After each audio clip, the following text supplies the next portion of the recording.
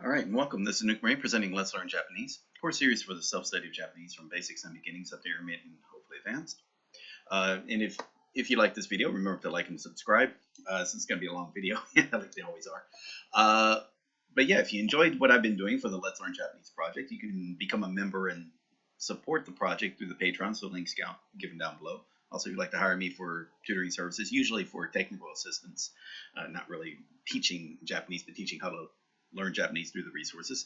Again, I do that via the Patreon as well, so you can find the prices listed there as well for the hourly. All right, that out of the way, as usual, this is going to be a Let's Read Japanese. So as always, it's going to be up above. We'll be playing what I'll be reading to. In this case, it's a video of Fullmetal Alchemist Brotherhood. Off to the side is going to be the text I'll be reading along with the audio. And again, in that case, it's the sub-rips. I got the subtitles from Kitsuneko. I think it was Kitsuneko. Yeah, but okay, link is down below for where I got the web subtitles from. And yeah, and then I processed it through a program called SubSSRS, put it in a text format.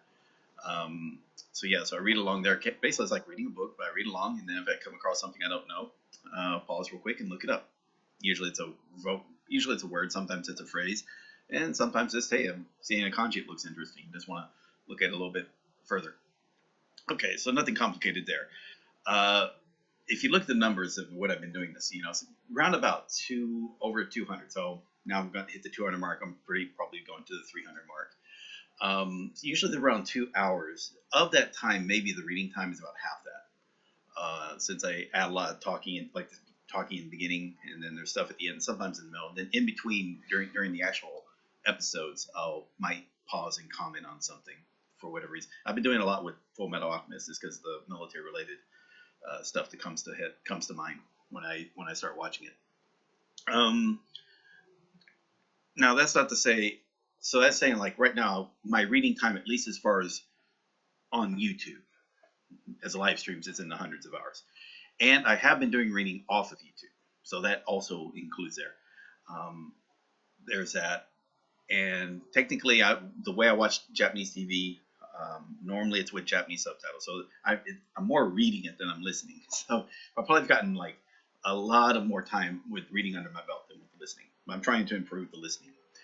That's just to say, though, in this process, the amount of study time you're going to need is going to, in the number of hours, is going to be much less the amount of immersion time, preferably active and passive immersion. So active immersion, that's where, like I've been saying, is like I'm doing here. You're watching the show for enjoyment, but you're trying to then comprehend. You're trying to make sense of the parts that's incomprehensible. So if it's a word you don't know, you find out what the word means. If it's a phrase or a situation, you find out what it means. You're adding context and comprehension to the show, so that makes it active. You're trying to actively improve. And then there's the passive, which is you're only depending upon your current knowledge of the language. So if there's something you don't understand, most likely after you see it, it's still going to be incomprehensible. All right, so you only comprehend the parts that's comprehensible. The incomprehensible parts you just don't comprehend. So you're not trying to take time from enjoying the show to figure out more about the parts you don't understand. And then there's the background. That just means that Japanese playing all the time. Background is, that's the reason. The importance behind background is for people that say, oh, you got to move to a country to really become good at the language. And we've seen examples where that's not the case. Plenty of people move to Japan, don't become good at Japanese, even when they're actually studying. example here. So, but again, the background is still just a trick of, by putting Japanese always present, then the chances of you that opens up the opportunities of you paying attention to Japanese. So it just fills in the hours. You've got to, when you're dealing with you need to have like thousands of hours of immersion, and comprehensible immersion at that, then you need to find that time wherever you can get it. And by basically making it to where that time's always laying around and you collect it just by paying attention, that you're improving your chances of, you're making use of the amount of time to become better in Japanese. Because again, you're limited to 24 hours out of a day. All right, you can't get more than that out of the daytime. And in that time, you've got to sleep, and you've got to do other stuff that's not involved with Japanese playing. All right, so there's that. So right now, 24 hours gets dropped down to 16 hours. And of that 16 hours, how much of it can you put used to Japanese? And again, all right, so you know, you might be a working adult. So if you're doing this as a hobby, again, you gotta somehow fill the time, and also you work, you know, you live around people, so you can't. Maybe they don't like the idea of you playing Japanese all the time, you know. So that's where earphones come into play, or during your own personal time, or just. But you figure out tricks to fill the time in which you can then have experience with comprehensible Japanese. Because that's where I think the immersion. I think most people are saying that now. Comprehensible could be. It's a loaded. It's not. It's a loaded word. I think was a better way. In that if you say it, people are going to think different things. But for the most part, a lot of what you're going to be doing in this becoming better in Japanese, especially after you hit past the 2000 vocabulary word mark, is turning stuff that would be incomprehensible to comprehensible, and doing it more than just looking at vocabulary words. Because again, you know, just because you understand 10,000 words doesn't mean you understand 10,000 words when they're being used in a conversation. You know, and in the, because a lot of conversation is, you know, that's grammar. And even if you can understand grammar when it's slowed down to slow down to the point of being written down. Let's say, you know, written text about as slow as you can get it. That doesn't mean you understand it when it's two natives talking to each other at a natural pace. So with that, but the more comprehensible it is, the more likely it is you can build your ability to then comprehend the native level material. Not just native level in the amount of vocabulary, but in how it's spoken, the pace at which it's spoken, the context at which it's spoken. So that's, and I know it's kind of funny. I started this off by saying about, you know, how many hundreds of hours I've been doing this, and I think it is showing that, and maybe it's bad because again I can't just give myself as an example, but it's a balance, and because of the language, it's Japanese only compared to, like, if this were Spanish, it would probably be done in a quarter of the time to get to a level of what I'm at with Japanese, the amount of time invested. And for example, there's that for Spanish. But the techniques are going to be very similar. You know, kanji kind of adds a little twist, but not much. And of course, the comparison between English and Spanish is also with the grammar, like where the words are placed in the sentence.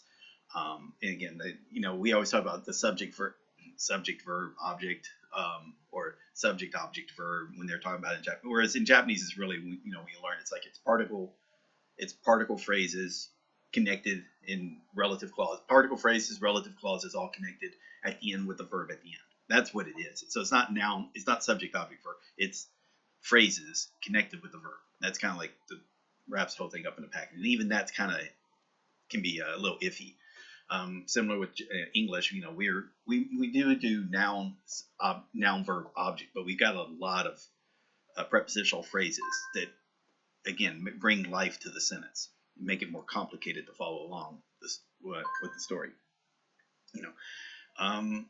But understanding those two, and then it just means that because of those radical difference, you know, you grew up with the way words worked in one way, and now you're changing it entirely with another way. To make it to where you're not trying to translate, you're just trying to comprehend at a native pace, is the immersion. And the immersion needs to be comprehensible, and that's going to train the brain to follow along faster and faster and faster.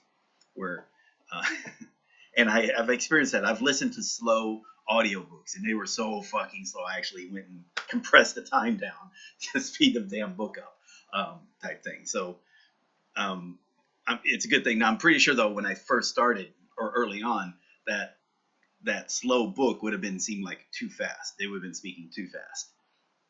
So now, that's the kind of like the changes that can come about. But that's good.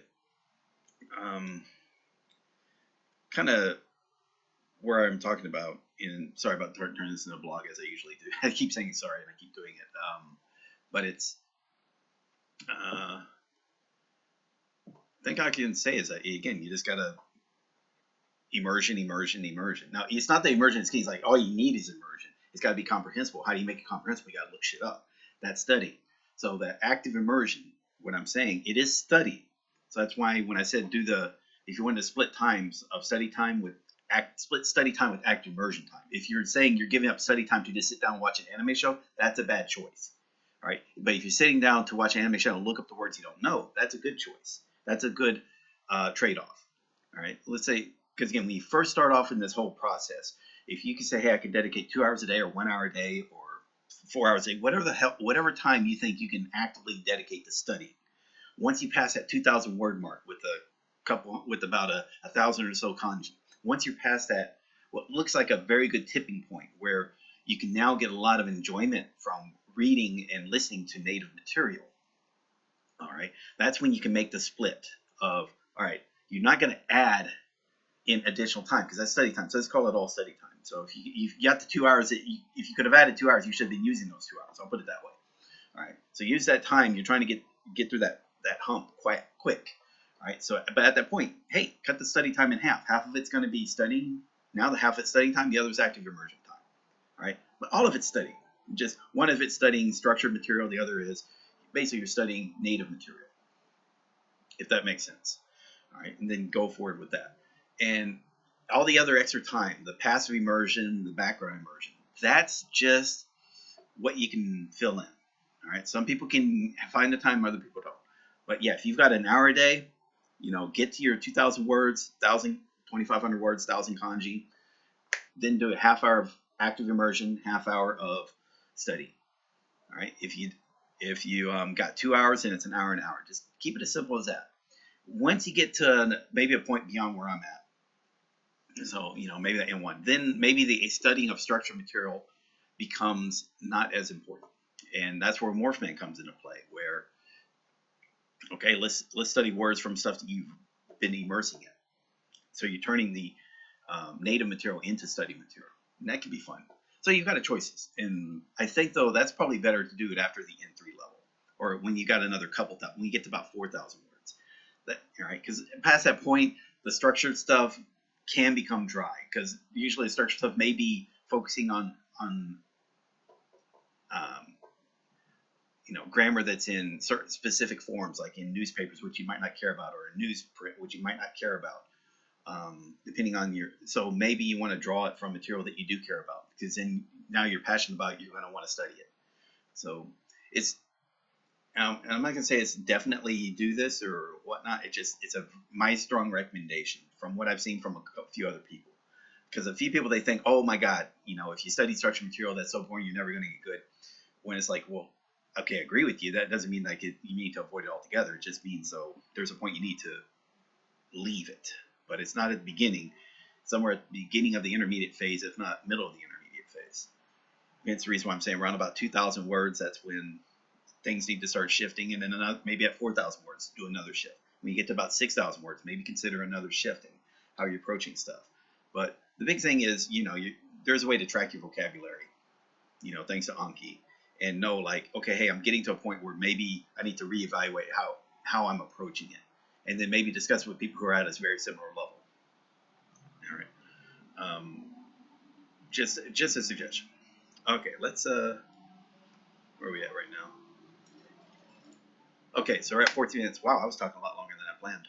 Sorry about that. All right, so let's get into it. We're doing, let's read Japanese Fullmetal Alchemist Brotherhood. We're on episodes 53 and 54. All hell is broken loose. The undead legion, the immortal legion, has been unleashed upon the population, and it's attacking, the capital and the underground. Edward, Alphonse, but Edward, the Armstrong siblings, the Mustang, they're all like doing fighting the good fight. Shit's happening, shit's going south. What we don't know is King Bradley is still missing, and he's a wild card right now. Well, obviously he's going to fight for father, but we don't know what's going to happen. We don't know where he's going to pop up, because you think he would have popped up immediately, but maybe he, after the train explosion, he just booked it to Central City because he knew that's where he's going to be needed. Who knows? We don't know. What else is happening? Yeah, and it's still the day of the eclipse. So this has been a lot of episodes are all happening in this pretty much this very short amount of time. So that's kind of cool. And you've kind of seen in the story like it's popping, changing different locations, trying to deal with all these situations happening at once, which is really cool. And I think they're doing a very good job. So it's making it a very enjoyable show. And you know, sometimes they take a breather, but yeah, you know, it's still also sometimes it turns balls to the wall. It's really good. And again, I keep complimenting the story. I'm impressed with it. Again, I'm not a big fan. Like I said, I'm not a big fan of anime. It's like I don't like all things anime, but I like good shows. And if a good show is as an anime, if it's as a drama, if it's as a play, it doesn't matter as long as it's good. The same thing I treat with music. I don't care about a genre so much as I like good music in genres. So if this is good rap music, if there's like a rap genre, there's particular good song in that, cool. If there's a particular country music or Japanese, traditional Japanese enka, it doesn't matter. When it's a good song and I appreciate, like I enjoy it, then I'll definitely listen to it. Same with shows, same with books, same with comics. It doesn't matter. Good literature, good entertainment is good. All right. And the great thing, if you wanted to learn Japanese, is it has lots of great entertainment available. And because it has so much entertainment, you know, so that means also a lot of it's junk. But you got so many people who enjoy it, they can hopefully find the list of what's good and check those out first. Find out the shows that it seems like everybody likes, and then those are good shows to check out first. You know, and from there you may start making your own little what you like, what you don't like. You know, and you find out like what you enjoy, what you don't enjoy. With dramas, I think you might also do it with manga. But I've noticed with dramas, if you got a chance, check out who the screenwriters are, who wrote the scripts. And if you find a show you like, most likely if it's the same director or the same, like if it has a good visual for you, like how they're talking, then look for the screenwriter and just say like maybe check out a drama like that. It may not be a popular drama, so it's not going to be easily defined, or you won't find as much talked about it, but you might end up enjoying that drama as well. Same would go, you know, again, when you find the author of a book you like, you tend to want to check out other books by the same author because maybe you'll enjoy it as well. You know, sometimes authors, the voice speaks to you. And same with shows, the voice speaks to you, so you enjoy it. Okay, we're at about 18 minutes. Let's get started.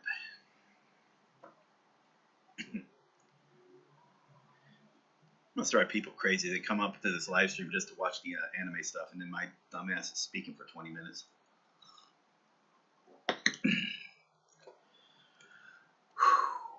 Alrighty, here we go. Here we go. What are we doing? 123.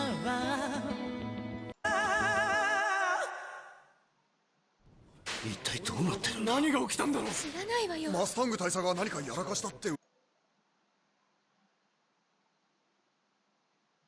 噂だぜ。それ本当か。あくまで噂だ。おい、ラジオつけろ、ラジオ。ラジオキャピタルだ。ラジオキャピタル？ああ、すごいことになってんだよ。あの曲つまんないんだよな。いいから。That was like doing NHK or PBS radio. So I was like, what? Who cares about government or C-SPAN? 軍に放送を止められる前に早くということでしょうか、大総統夫人。大総統夫人？ええ、中央軍は私を殺そうとしたのです。Trying to think, it was like Fukushu no Hagane. Oh no. Fukushu no ho no. すると夫人に銃を向け。Make sure actually. Yeah. Fukushu no ho no. 射殺の意思を示したと。そうです。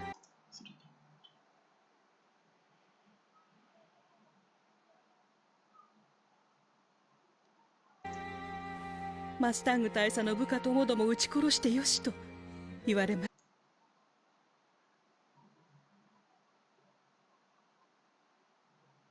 した。ブラッドレイ大総統は東部の視察に行っていて、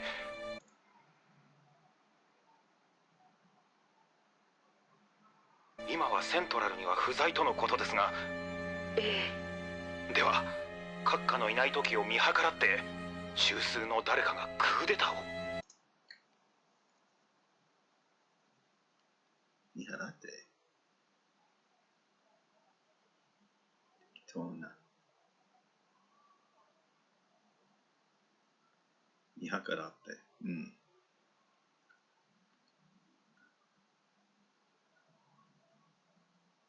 中枢。That's supposed to be a hinge, right?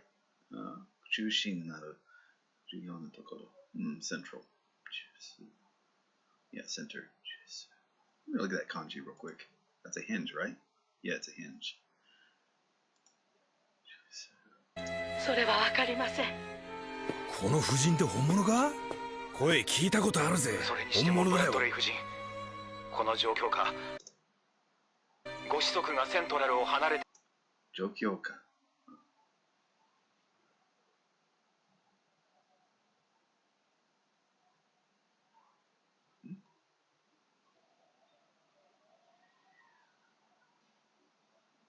ご子息。いたのは息子とも連絡が取れないのです。なんですって？嘘だろ。かわいそう。セリム坊ちゃん大丈夫かな？気を確かにブラッドレイ夫人。クーデターだってブラッドレイ以外のやつがこの国をまとめられるのかね。本当にマスタング大佐に助けてもらわなければ私もどうなっていたことか。なるほど。マスタング大佐はクーデターを察知していたということですね。マスタングか。して。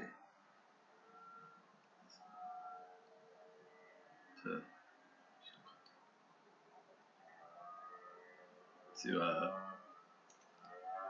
not suggest or let's see, to inform, yeah, infer, gather, perceive. Okay. それでは助け出された時の状況を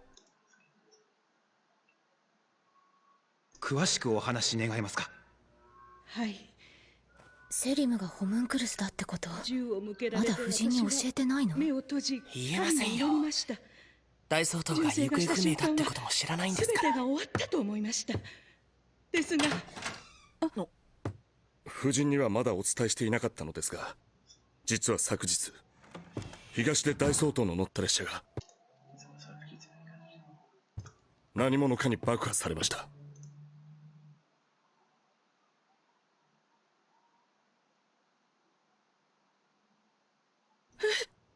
閣下は行方不明になっているのです。ブラッドレイ夫人大丈夫ですか？今あまりのことにブラッドレイ夫人が気分を悪くされてしまったようです。しかし大総統閣下が行方不明とはどういうことなのでしょう？ So I don't know what his thinking is, but it makes sense. Like, so this lady, as far as she's concerned, her husband probably is a good guy, and because he went missing, maybe the military leadership is taking advantage of that to, essentially take over the government. So it makes sense. And maybe it's Mustang can then. So this is propaganda, by the way. This is using, they're using her as propaganda. Now we're the good, they're the good guys. So I mean, but again, it is propaganda, and you can see how they're using limited information in order to sway the public. Because if they went in there and saying about Salim is a homunculus, it's like, what the fuck's that? and there's what they know it to be, there's what they know in their head, but then there's the reality of it as in that world, and that would be complete, and that would be like pointless. But this makes sense in that it can help give them more sway as to more willing to back Mustang, in that he's actually fighting the good fight against corrupt generals that are taking advantage of the missing King Bradley. But it's also a danger, and what happens if King Bradley pops back up again, right? But it might also help her where she'll still. Anyway, time will tell. I think though it's very smart, and they're doing this publicly and trying to keep they're being tactical about the information that gets released. Anyway, I'm guessing that's my interpretation. I could be wrong. マスタング大佐は以前から上層部に不信感を抱き、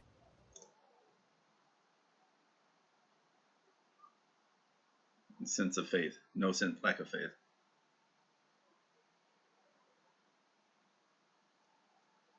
何かことを起こすのではと危惧しておりました。What's Kigu? That looks new. Kigu. Umaki ikanai. Oh, so it doesn't go well. Kigu. Kanai dewanai. Ayabu. Ayabu mokoto. Don't know that one. Fear, misgivings. Alright, so let's look at that kanji. That's an old kanji. Let's see, frequency, okay. Konsureru, be afraid, fear. Okay.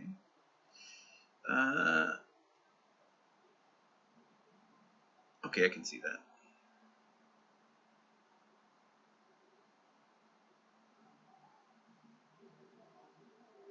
Really? Okay, so it was in the new, remember the kanji, not the older one. Alright. Fear. Okay, anyway, Kigu. Ah. そこに大相当の列車爆破。さらに今回の夫人に対する発砲許可の件。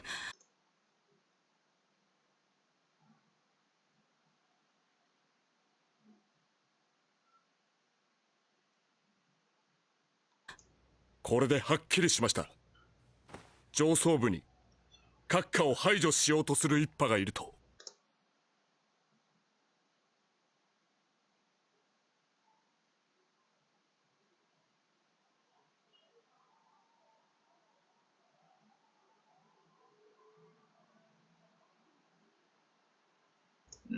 バカ者！今すぐ放送を止めろ！ So if I'm reading this correct, yeah, so they are saying this. It's like, hey, from the, because that's like hi Joe, it's like extermination or erasing, elimination. So so they are playing it, even though really, they know King Brag's actually their enemy, but they're playing it off as if, oh, actually he's the enemy of the other guys. So it's a very smart way of doing propaganda. Because there is this, again, there's this love of King Bradley, even though because they don't know what the fuck he really is. 侍とどうなるか分かっているだろうな。そんなこと言われましても。Samurai. 無理です。人質を取られていますし。Shichi. It's a Hitoshichi, right?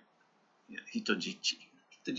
我々も銃を突きつけられて身動き一つ取れません。第一、犯人の数が多すぎてどうにもなりませんって。マスタングを出せ！私が直接話をする。大佐ですか？痛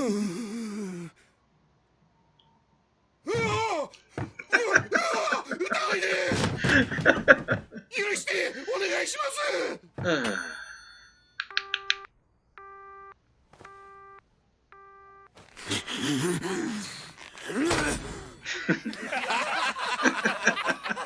こんなんでどうだ？バッチリです。よっしゃ！放送止めんな！はい。こんなすげえネタ逃して止まるかっていうの。Let's see. Radio Capital. Okay. So Neta is like a joke or like a comedic performance, right? Neta. Neta.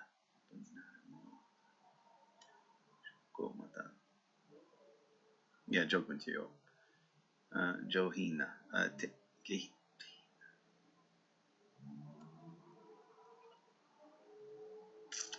I'm saying there, it doesn't sound like it's a joke there though. では続きまして、婦人救出に参加したマス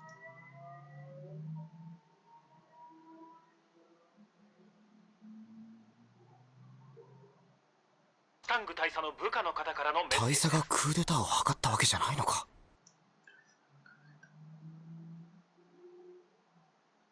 わかる。Wait a minute.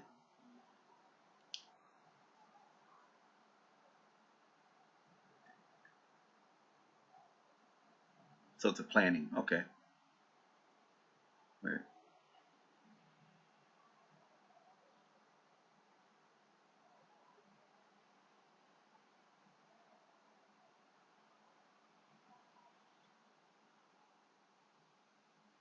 Scheme. Okay, scheme.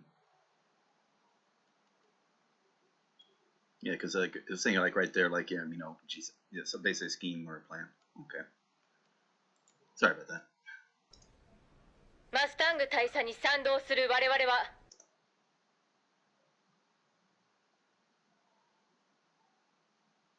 微力ではありますが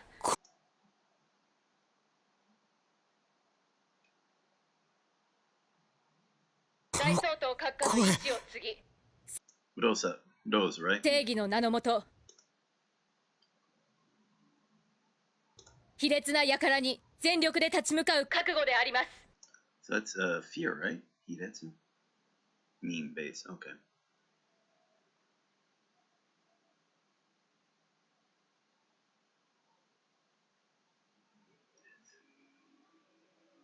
That's Yakara. Wagai. No, that's like senpai. So that's the senpai kohai. Yeah, so group. Yakara.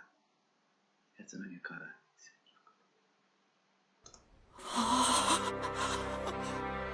りがとうございましたではここからは マスタングめブラッドレイがいないのをいいことに大総統の意向を使いたい放題だね。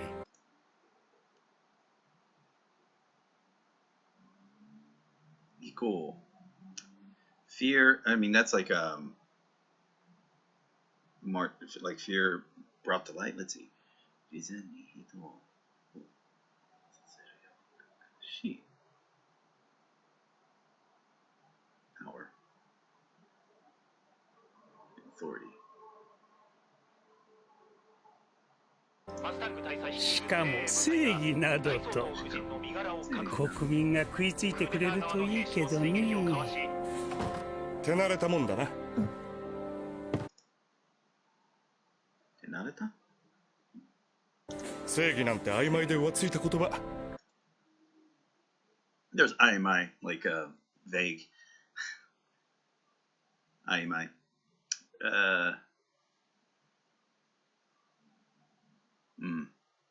よく言うぜ。いいのよみんな大好きなんだから正義がだな先に言ったもん勝ちだ一体どうなってんだ。マスタングたちの仕業じゃないらしいぞ本当かなロイマスタングの言う通りだよわしらは東から来たばかりだがあっちでは大総統の列車が爆破されたってえらい騒ぎだったセントラルの人たちは Wait a minute. 地で大統領の列車が。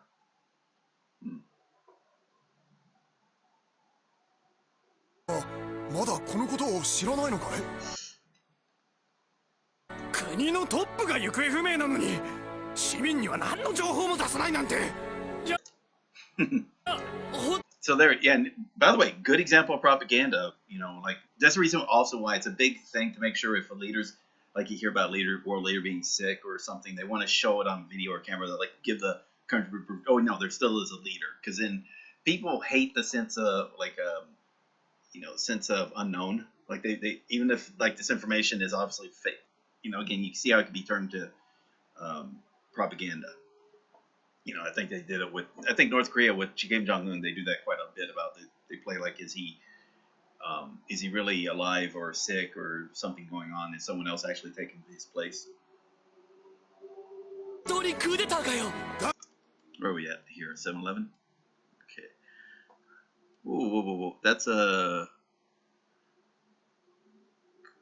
who's negotiating? Who's the speaking? Let's see. Shubosha, ringleader. Okay. Was it Shubo or Shubo? Shubo. 誰が首謀者だこれでラジオキャピタルが襲撃されて腹心が死んだりしたら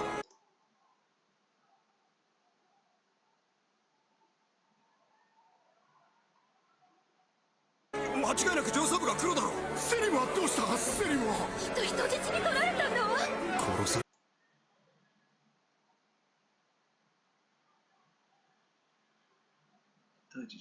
トジチ。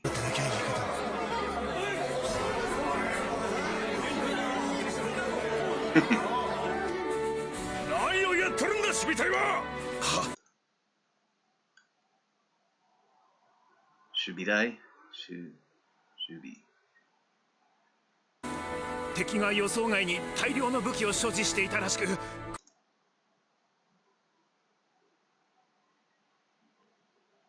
Placement rifle theater. 苦戦を強いられていると。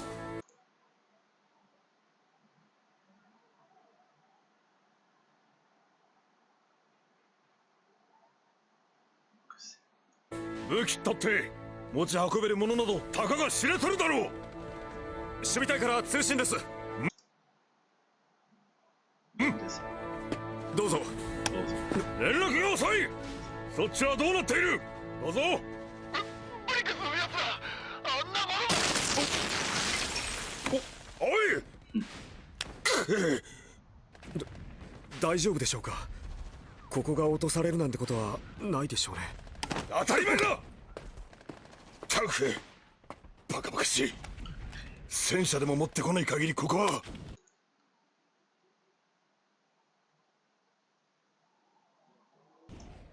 お何。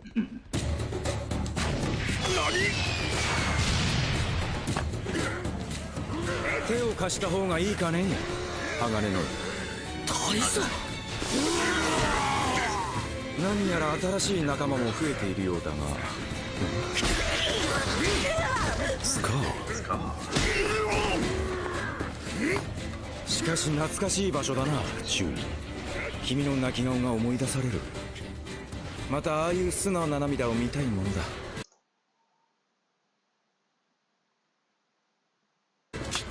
水分は大嫌いなんじゃないですか。無能になるから。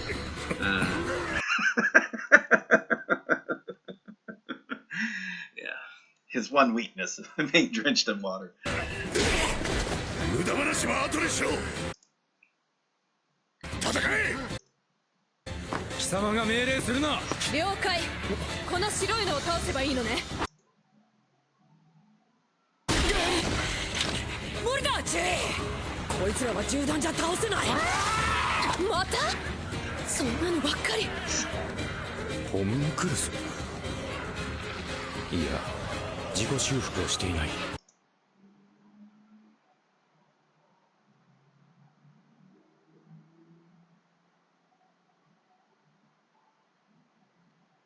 Shufuku means returning or let's see.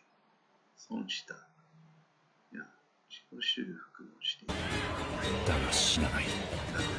賢者の石の力か。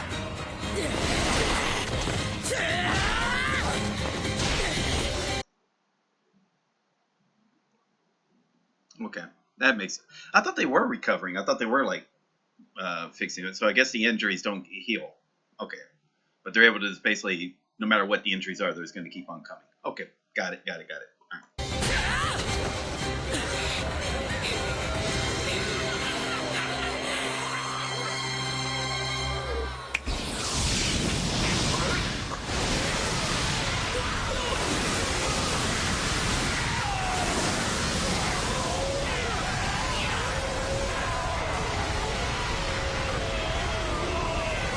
That's pretty cool.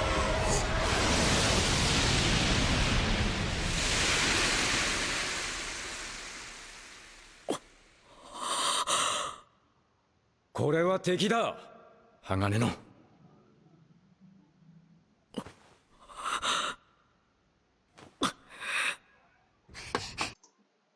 Was it kind of leaking? Trickle. Okay. こんなちょろちょろと。どうやらこっちには行ってほしくないようですね。気配も強くなります。By the way, let me just go back from previous scene. I'm guessing. So I was misunderstanding. I was thinking like those things could actually reheal. So I misinterpreted that part.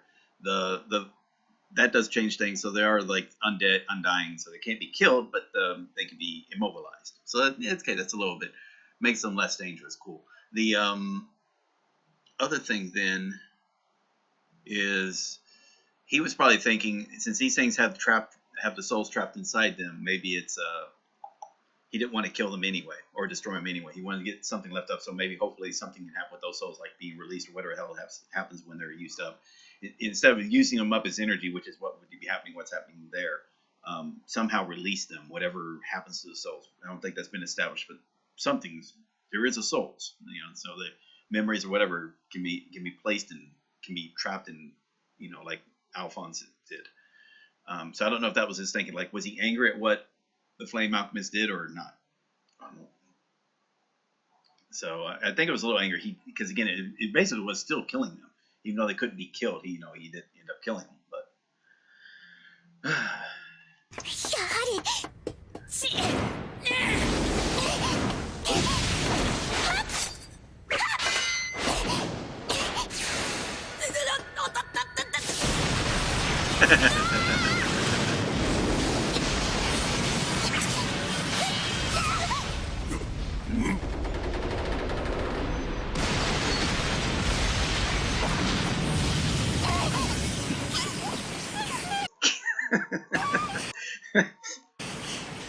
You just think, like, actually, these people would be dead like 5 times over with some of the stuff they have to put up, they have to go through.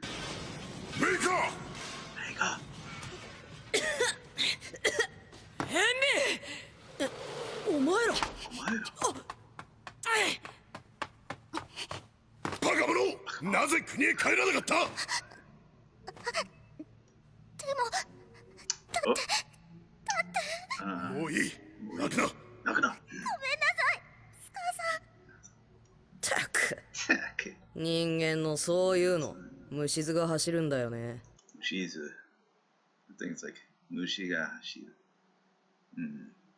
虫のそんな。Let me see虫図。Okay, sense of disgust. 虫図が走るんだぞ。それにしてもよくもまあやってくれたもんだよ。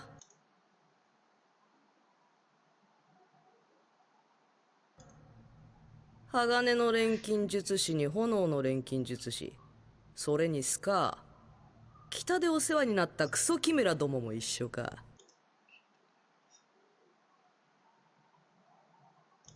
さてドイツから片付けてやろうか。お前がエンビーか。ん？確か変身できるホムンクルスだったな。へえ、知ってるんだ。はじめましてマスタング大佐。と、あれいいのかいスカー。こいつイシュバールを地獄にした国家錬金術師だよ。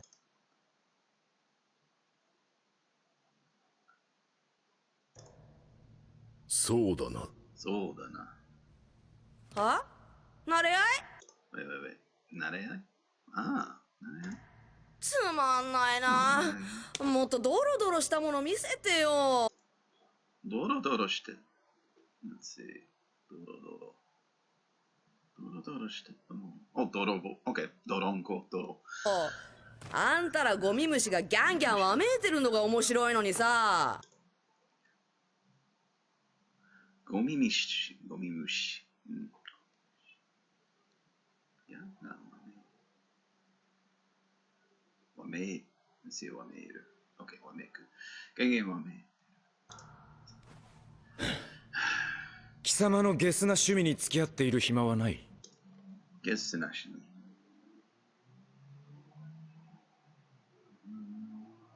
No, it's not that one. Let's see, maybe it is. Oh, so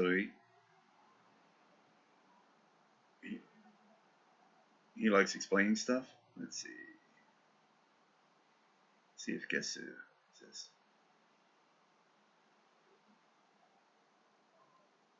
ゲス？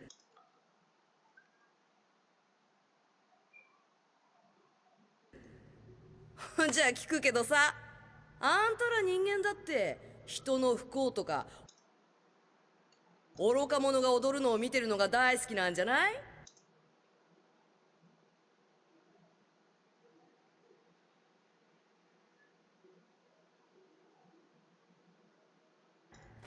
だからしょっちゅう戦争してるんじゃないの？しょっちゅう、basically. Frequent. だからしょっちゅう戦争してるんじゃないの？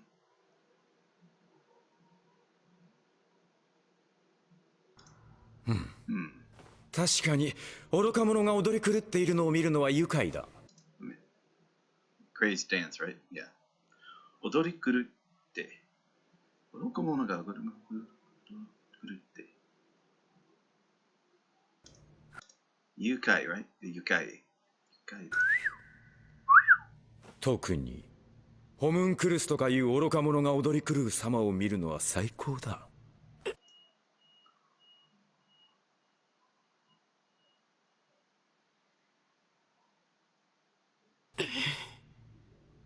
貴様の質問には答えた。今度は私の質問に答えてもらおう。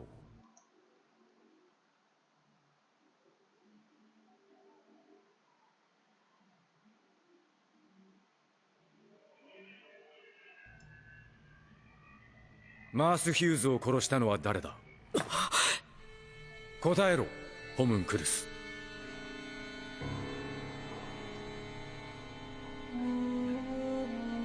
マリア・ロスだよ。あんたが焼き殺した。違う。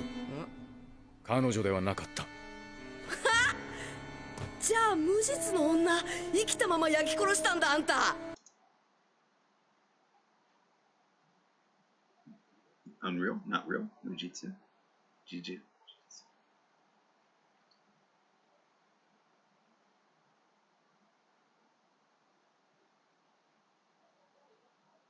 やるね、ひどいね。で、家族にはどう説明したの？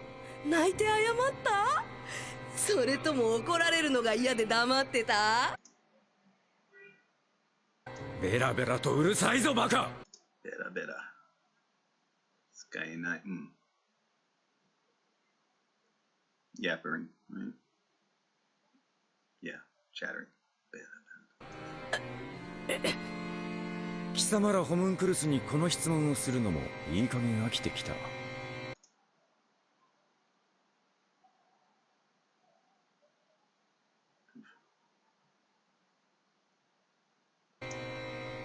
さっさと事実だけを答えろ、このバカ。ヒューズを殺したのは誰だ？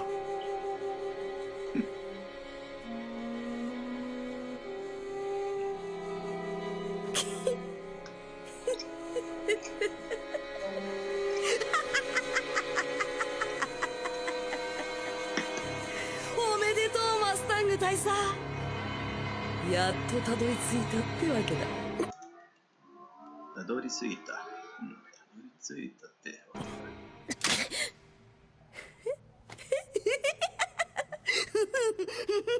貴様のようなバカに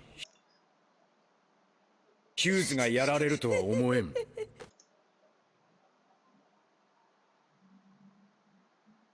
いや、わ、うん。バカ？バカっていうのはさ、こういう手に引っかかるヒューズみたいなやつのことを言うんだよ。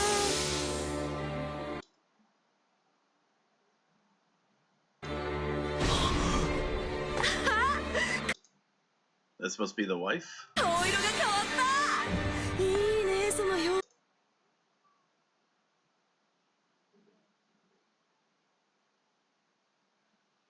情。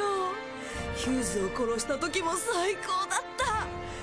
あいつ、あの顔、愛する妻の顔したやつに撃ち殺される絶望。はあ、もう最高。決まりだ。貴様がヒューズを殺した。その事実さえ分かればよい。もう喋らなくていいぞ、ヘンリー。まずその下の根から。下の根から。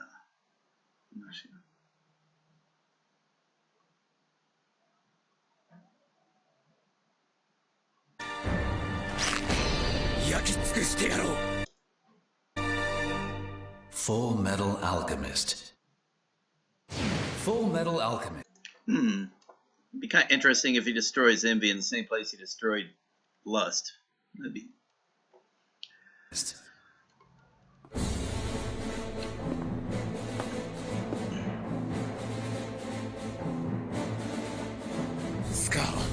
鋼のここは私に預けろ。こいつは私の獲物だ。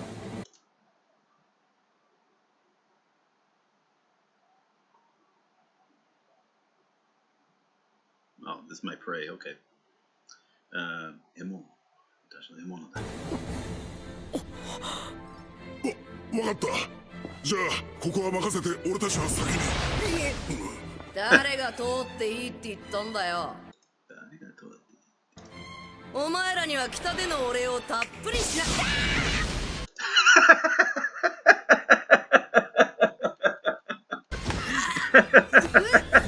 この私の前で他のやつと喋っている余裕があるのか。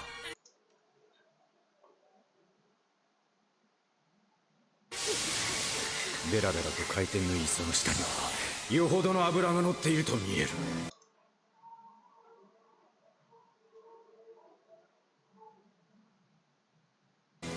よく燃えるじゃないか、塩ビ。注意、本当に2人だけで。言ってエドワード君、何とかしてみせるわ。だけど行けエドワード・エルリック。お前にはやるべきことがあるはずだ。ほら行くぞエド。ちょっと I don't know about this. They should stick around just in case, you know. That's like kind of like, oh yeah, the monster fell out of the window, so we don't have to worry, check up on him. No, kill the guy, make sure he's dead, then leave. But okay. Plus, Scar should stay around because again, Envy started the whole attack on Ishvael, or so.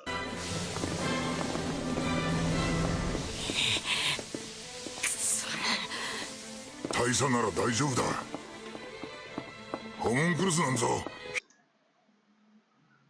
ひとひねりにしてくれるって。ひとひねり。ひとひねり。かひねる。One turn. One twist, one turn. 簡単に。Oh, okay.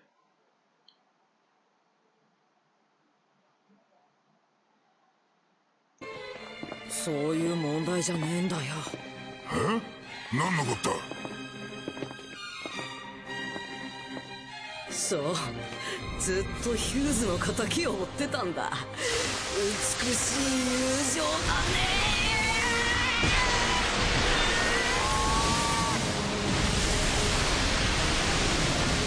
下がっていろ、注意。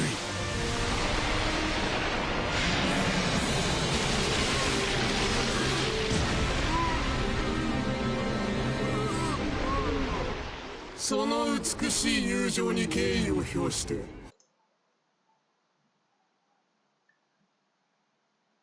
本気で相手してやるよ。でもこの体手加減が効かないからな。手加減。手心。Palm? Is that the palm of something?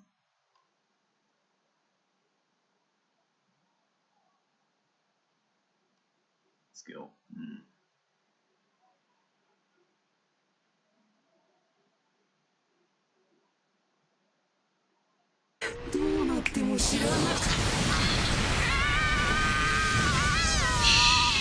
眼球内の水分が沸騰する気分はどうだ？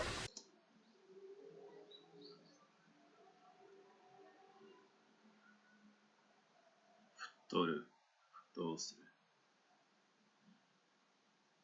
Victory. So boil victory. No, wait. Inflation. Sorry. So it's like a expansion. Okay. That's kanji for inflate. But どうする。想像を絶する痛みだろう。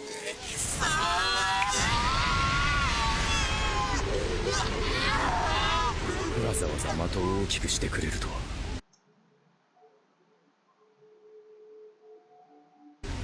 でかければ勝てるとでも思ったか。バカ。立て化け物。さっさと再生しろ。死ぬまでその苦しみを繰り返してやる。そうだよ。こいつはラストを焼き殺した男だ。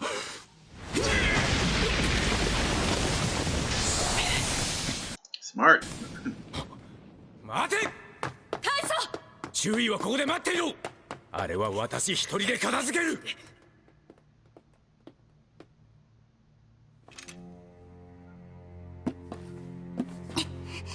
こっち。多分こっちです。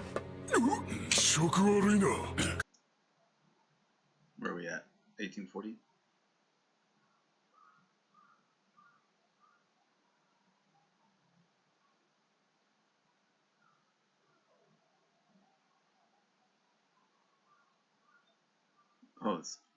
Oh, yeah, that's like a vein or a blood vessel, right? Right.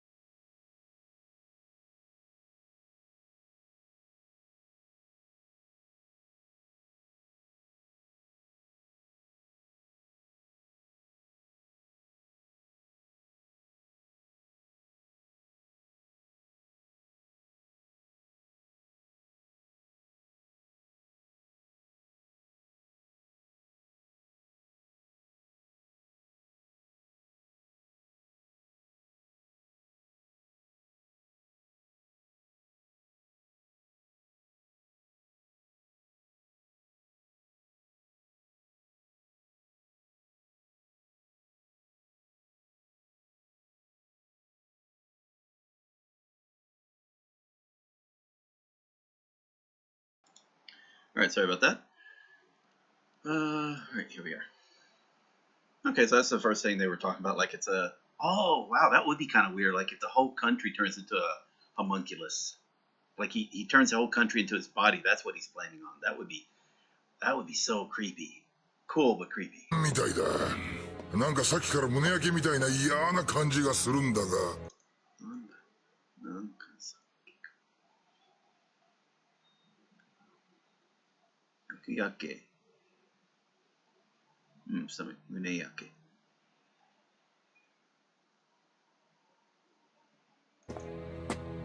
でしょうね。この奥、とてつもない木の塊がいます。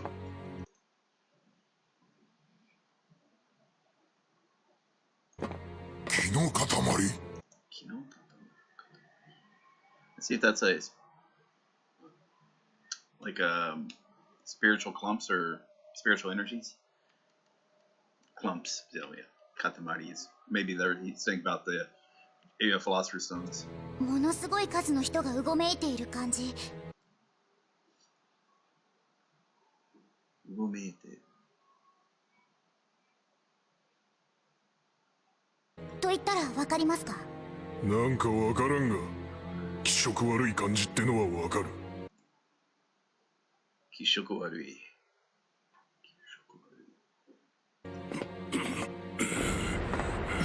こんなところで敵に遭遇したくねえな。遭遇 accidentally meet 敵に遭遇。So probably run into it, encounter. 偶然。遭遇。遭遇。スカちょっといいか。炎の錬金術師のことか。かつて復讐の炎に身を焼かれ、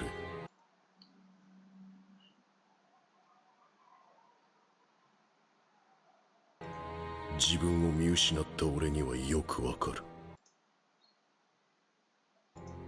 あの男、あのままでは憎しみの炎で己の心をも焼き尽くすだろう。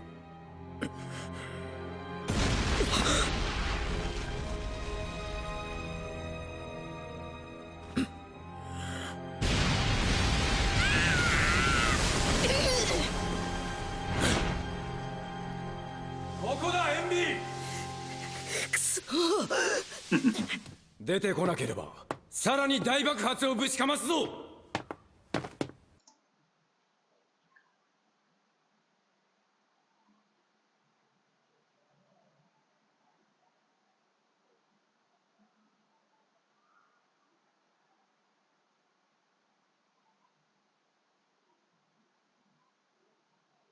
Basically, strike about the head. Uchi Kamoso. Let's see. But headbutt. Sucker punch. Yo, Roy. Use. 所詮人間混乱してろ。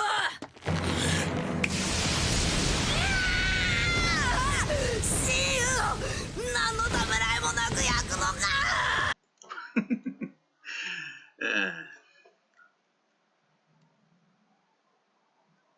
Oh, there's a time that I again like hesitate, but you see it in kanji form quite a bit. Time it out, yeah, that right there. ヒューズは死んだ。もういない。貴様の行為は火に油を注ぐだけだ。くそー、調子に乗ってんじゃねえ。 Oh man, that's just vicious. I love it.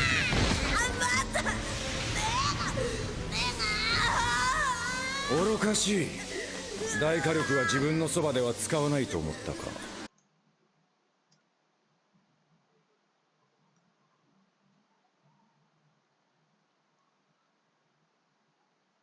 あいにくピンポイントで狙える。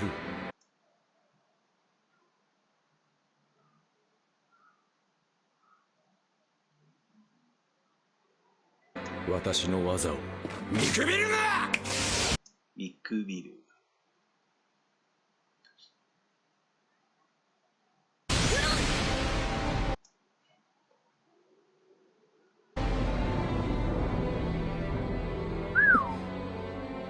大佐、命令に背きます。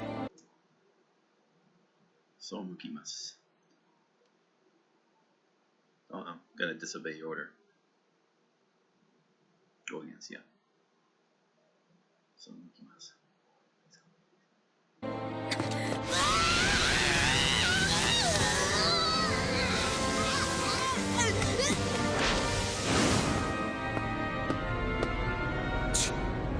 また逃げたか。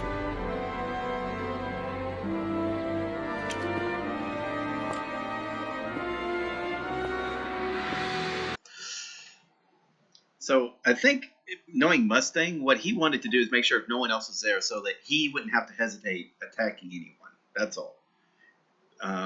Now that she's there, now he has to hesitate because he doesn't know if Envy's pretending to be her or not. So it makes sense. But maybe he could have explained that a little bit.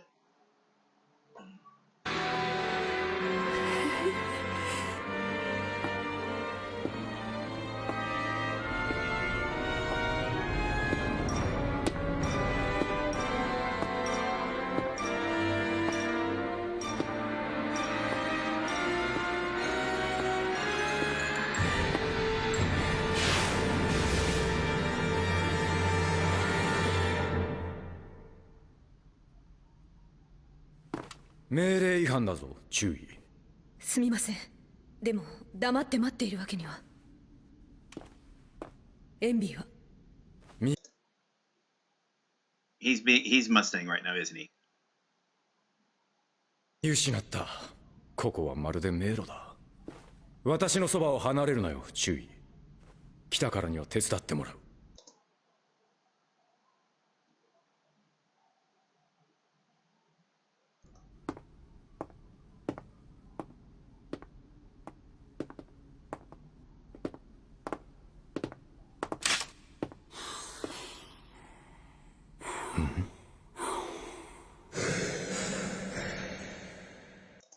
Right. Yeah, I'm saying, like, obviously Envy's pretending to be Mustang. That's the only explanation there. Because, you know, I couldn't see, but I could bring up a gun. You know, a gun would be useless. Unless he's playing, like, unless you're trying to make it believe, like, he killed, you know, Envy killed, wait, I'm drawing a blank at the name. Anyway. Let's keep going. 2358.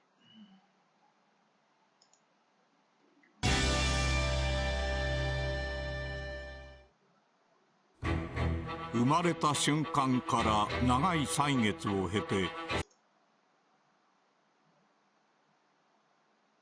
Really? Let's see. Saigetsu.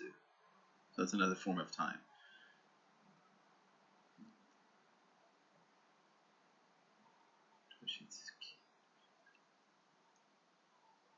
人は人になっていく。See? Yeah, it's kind of given away there.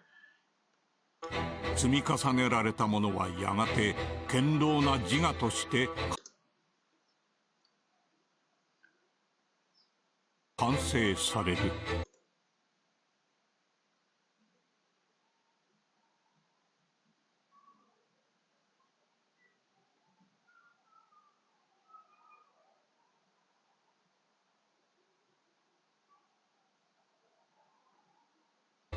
だが次回「鋼の錬金術師フルメタルアルケミスト」第54話「烈火の先に」。先に烈火。So that's like a line of fire, but inferno? 激しく。Okay, so okay. 激しく燃えている。Okay. 烈火の先に。見つめ直せ、己の心を。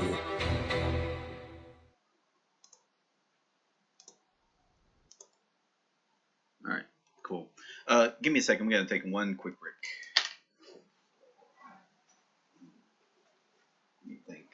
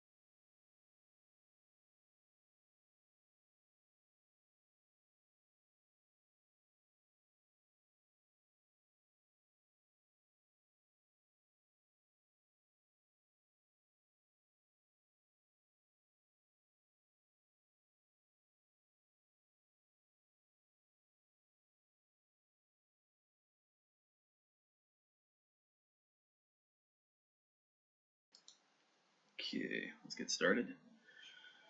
Got about a couple people watching still.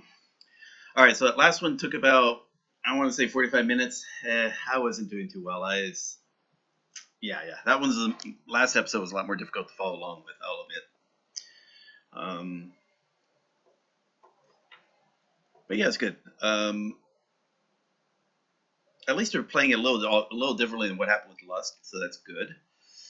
And it's vicious, but you realize, like, well, how else do you take these things down? Although we've seen Envy already destroyed, so you know it's easy to destroy him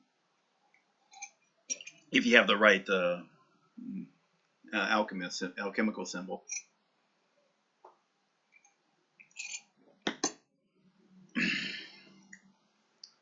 Here we go. What do we got going on here? Is there no music? Oh wow, it plays late. Okay.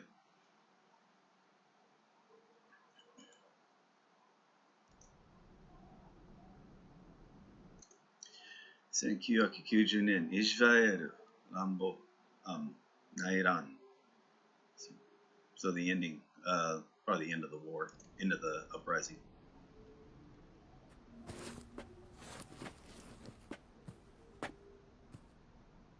帰らないのか。置いていかれるぞ。戦友の墓か。いいえ、イシュバール人の子供です。道端に打ち捨てられていたので。It should be the side of the road, right? 道端、yeah.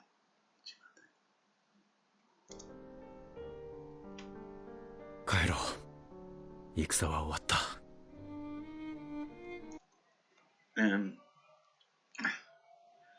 Now here, yeah, this is kind of a like during war, but it's not also like all the time during war. Sometimes like there was a case of, I believe it was a tsunami, not the Japanese tsunami, but it was in the Southeast Asia. It was a tsunami there, and there were submarines that were trying to help. So part of it was helping out, and part of it though was the submarines. And in the submarines there was the water. I think it was the subs, but apparently,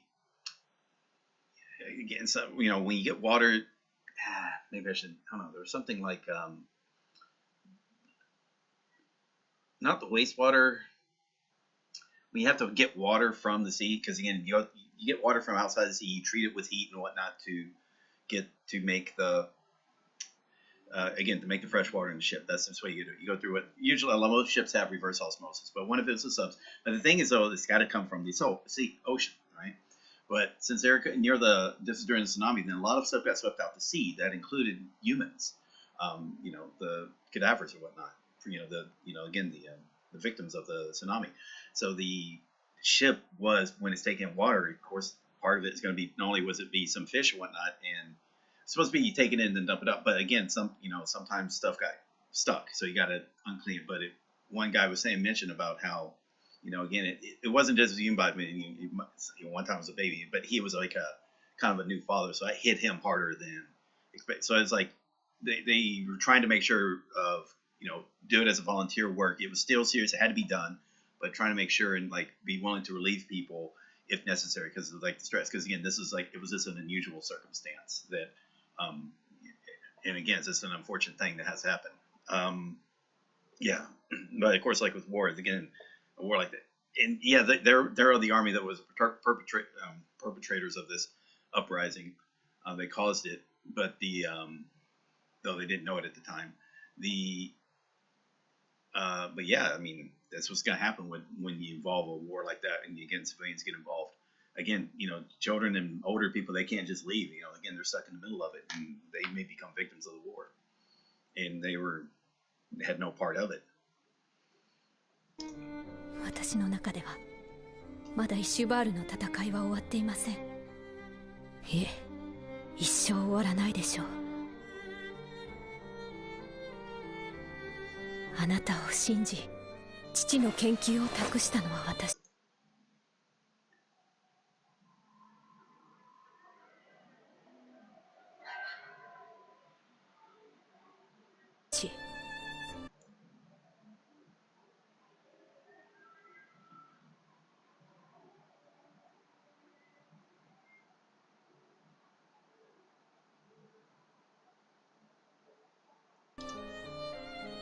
国民の幸福を願い、士官学校に入るのを決めたのも私。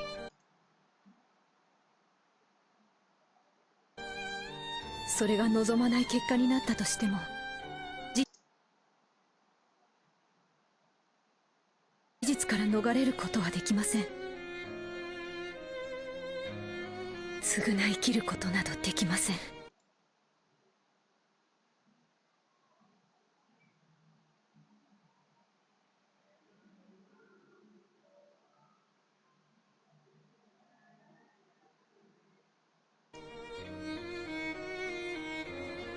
お願いがあります、マスタングさん。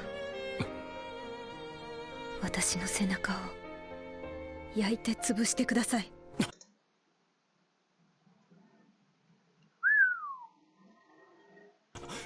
そんなことできるわけ。せめて償えないのなら、せめて新たな炎の錬金術師を生み出さぬように。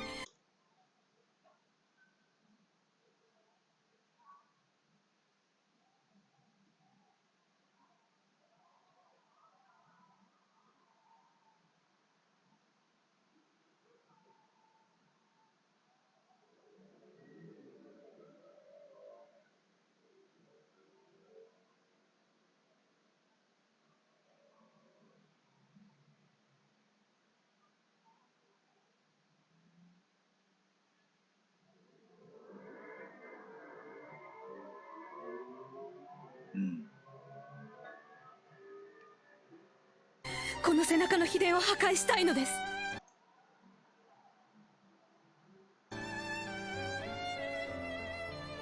できませんか。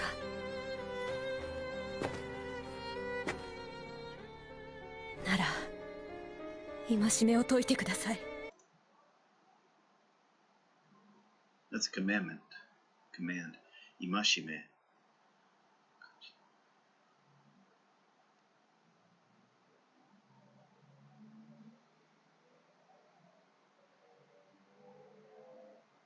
It's a commandment. Admonition, caution, okay. しね。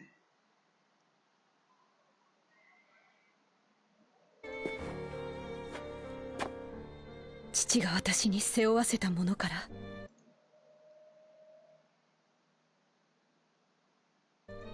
錬金術から私を解放してください。お願いします。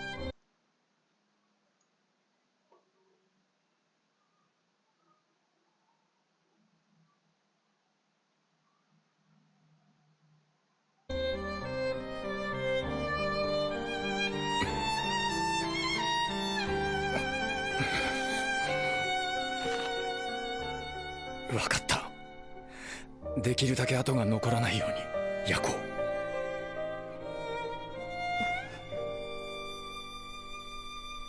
ありがとうございます、マスタングさん。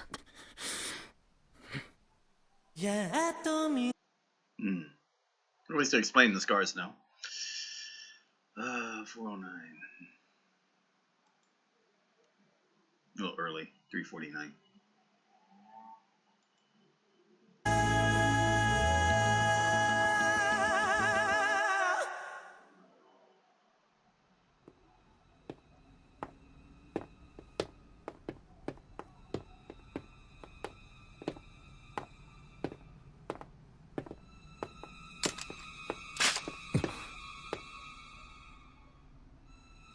何の真似だ注意。誰に向かって銃を突きつけている？誰に？笑わせないで。二人っきりの時、大佐は私のことリザって呼ぶ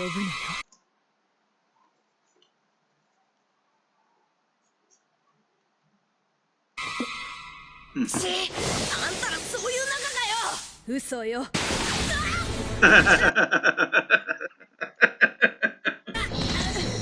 引っかかってくれてありがとう、エンビー。あなたはここで倒れてちょうだい。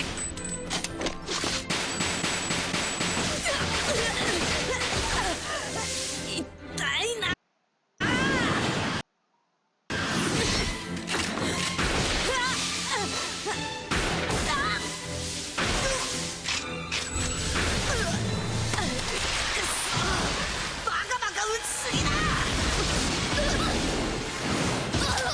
Well, she's dead, or she should be. ボロ雑巾にして大佐の。ボロ雑巾。Okay. And that's like dust cloth. Okay.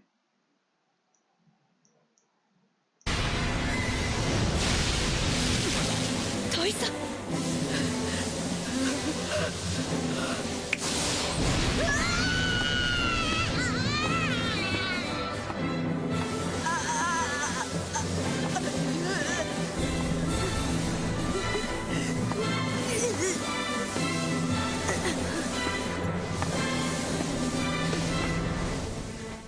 私の大切な部下に何をする？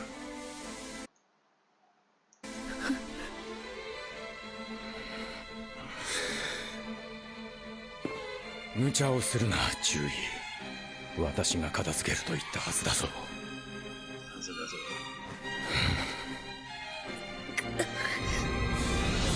I do like how he's afraid of him.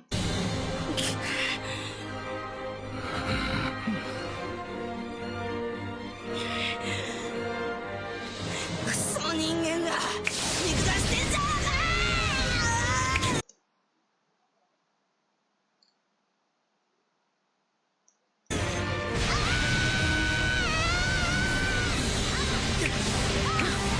Jesus Christ.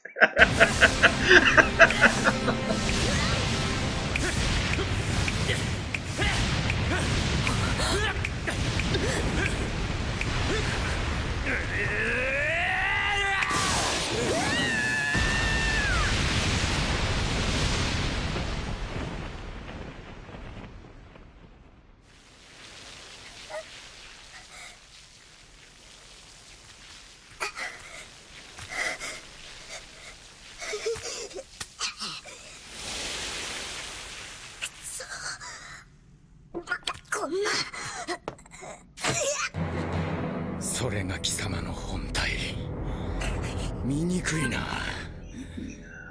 エンビーという名は嫉妬という意味か。Jealousy. Jealous. I like how the Simpsons put it. Envy is when you are desire something someone else has. Jealous is when you fear that someone's going to will take something away from you because of what they have.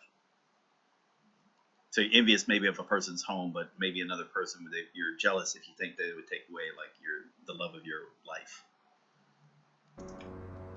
なるほど。やだ。やめ。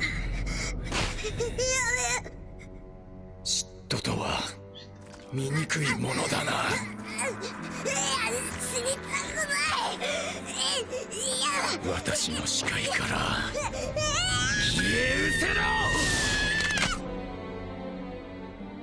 何の真似だ、注意。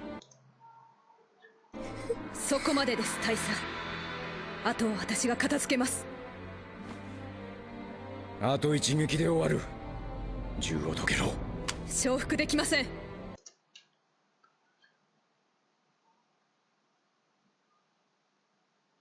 手を下ろしてください。See, I think dokeru. Okay, doke. Okay, let's see. Maybe it's a different dokeru. No, I'm not saying it.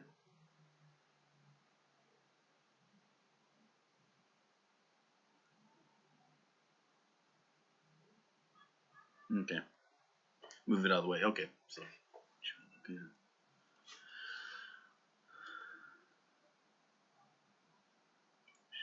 Shofuku.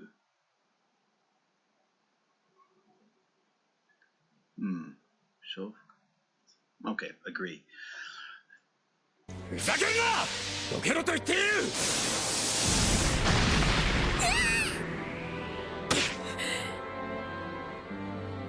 鋼のそいつをよこせ。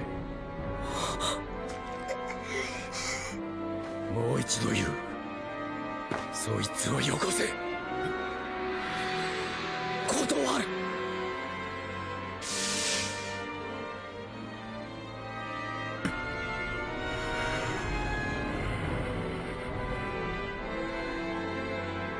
そいつには最低の死を与えてやらねばならない。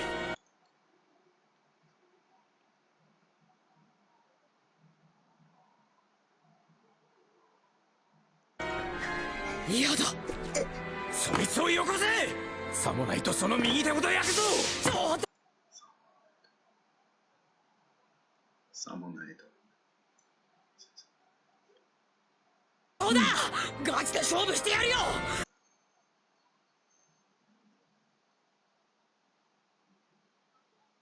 ガチで。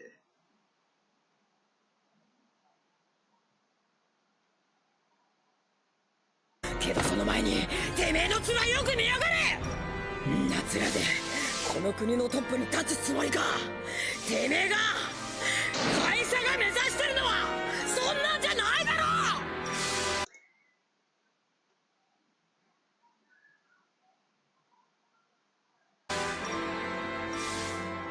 う。下の者がさらに下の者を守る。小さな人間なりにそれくらいはできるはずだ。面白そうじゃないか。一口乗ってやるよ。お前の青臭い理想がこの国をどう変えるか見てみたい。劇場に任せ。畜生の道に落ちるか。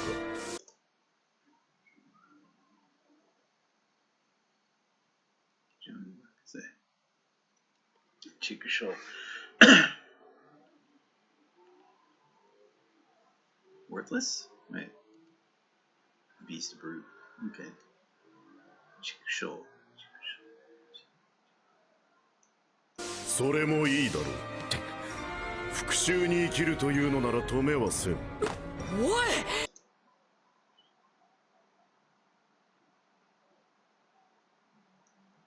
俺に他人の復讐を止める資格はない。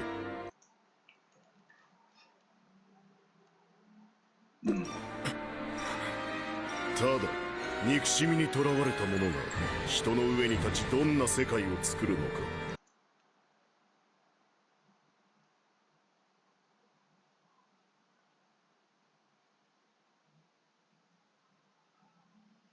見物だなと思うだけだ。大佐にはエンビーを殺させません。だからといって奴を生かしておくつもりもありません。私が片付けます。やっとだぞ。やっと追い詰めたんだぞ。分かっています。でも今あなたがやろうとしていることは国のためでも仲間を助けるためでもない。憎しみを晴らす、ただそれだけに蝕まれている。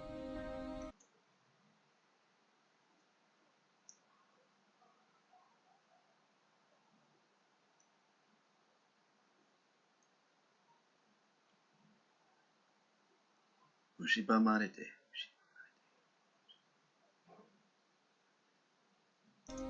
あなたはそちらに落ちてはいけない。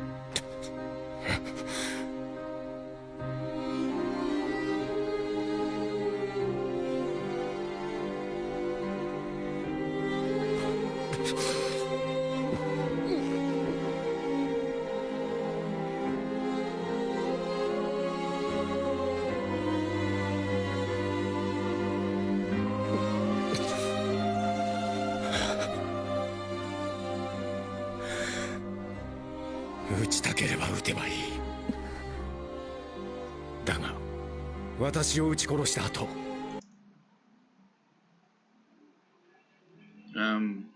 Yeah, we've got lots of words for similar meanings.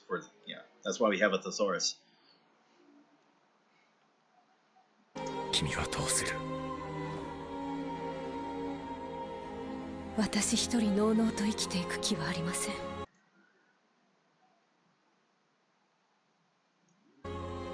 この戦が終わったら狂気をもたらす炎の錬金術を、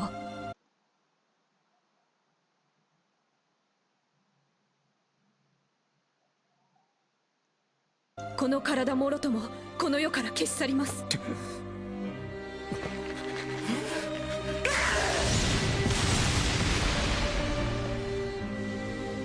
それは困る。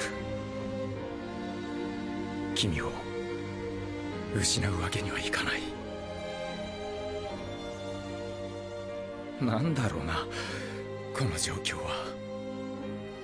子供に怒られ、私を敵と狙っていた男に諭され、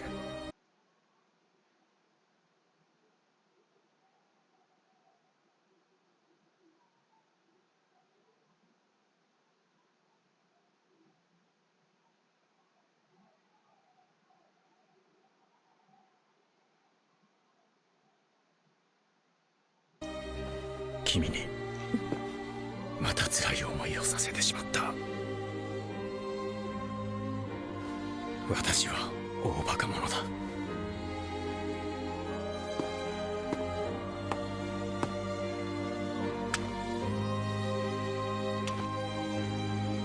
すまなかった。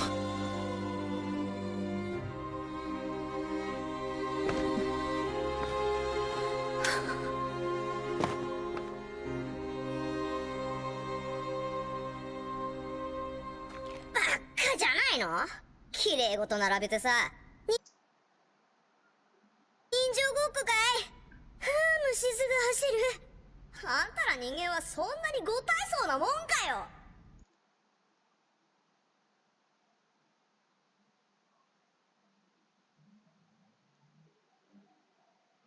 本能のままにやりたいようにやっちまえよ。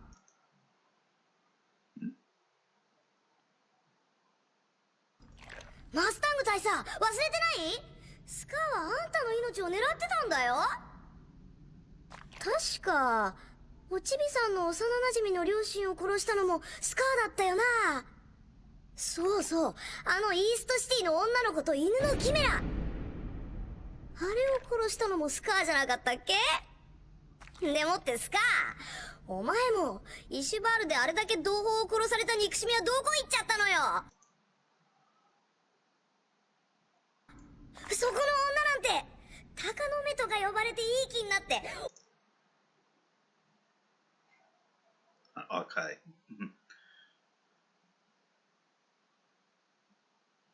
お前の仲間撃ち殺しまくったんだよ。こんなチャンスないって。さあやっちまえよ、豪華なメンツだ。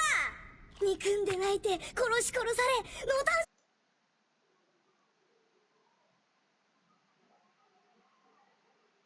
Let's see if that's a full phrase. No. ちまわれよ。のと打ち回る苦しみも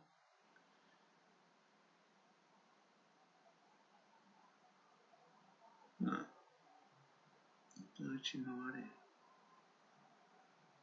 はいつくばれよ。つくばる。仲良く手つないでなんて、あんたらクソどもにできるわけないだろ。なあおちびさん、なあホークアイ、マスタング、スカ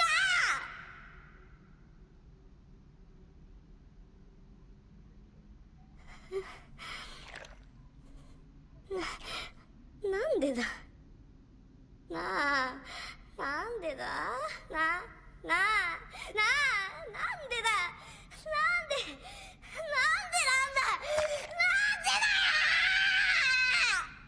エンビー、お前人間に嫉妬してるんだ。人間はお前らホムンクルスよりずっと弱い存在のはずなのに。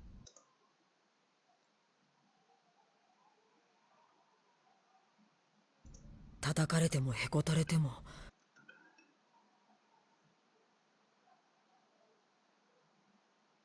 へこたれても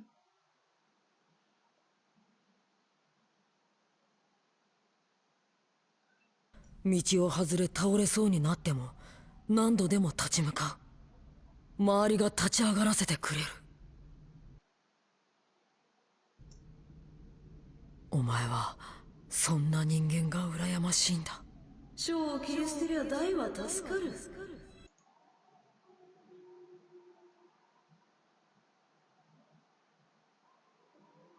少し考えりゃ分かることなのにさ。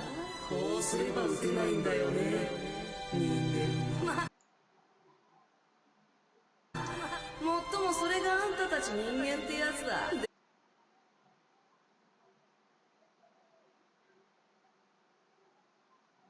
でもどうせ変身するならやっぱり若くて可愛い方がいいよね。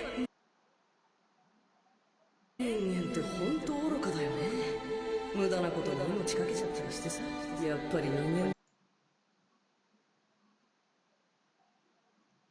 だな。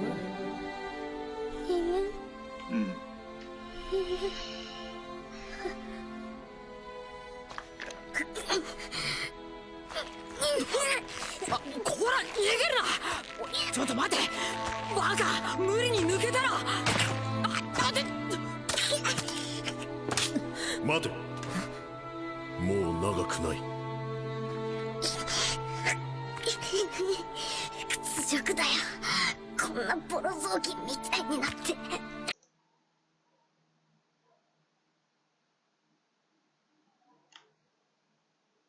屈辱。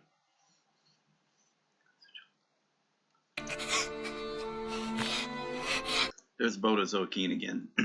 Zokin should be a wash or like a dust cloth. Boda Zokin. Tattered rag. あんたら人間にクソみたいな存在にいいようにやられて、しかもよりによってそのクソの中でも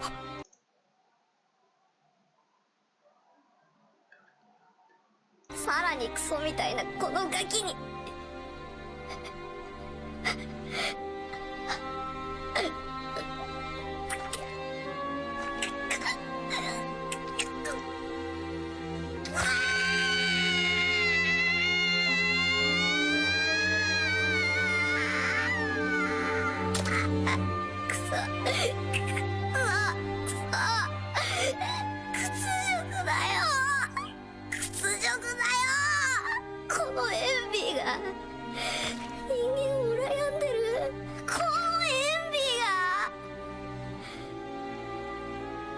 このエンディがこんなガキに理解されるなんて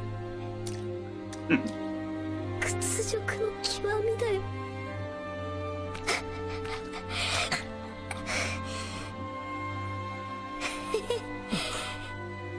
この先その綺麗事がどこまで通じるか、せいぜい頑張ることだね。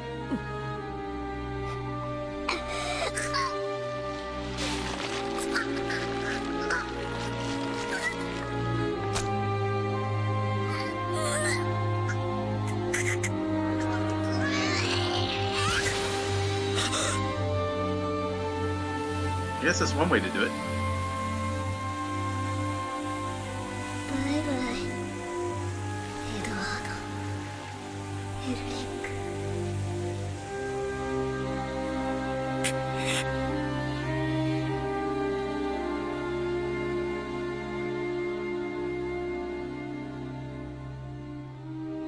自ら命を絶つか。Sever? 引き誉の目。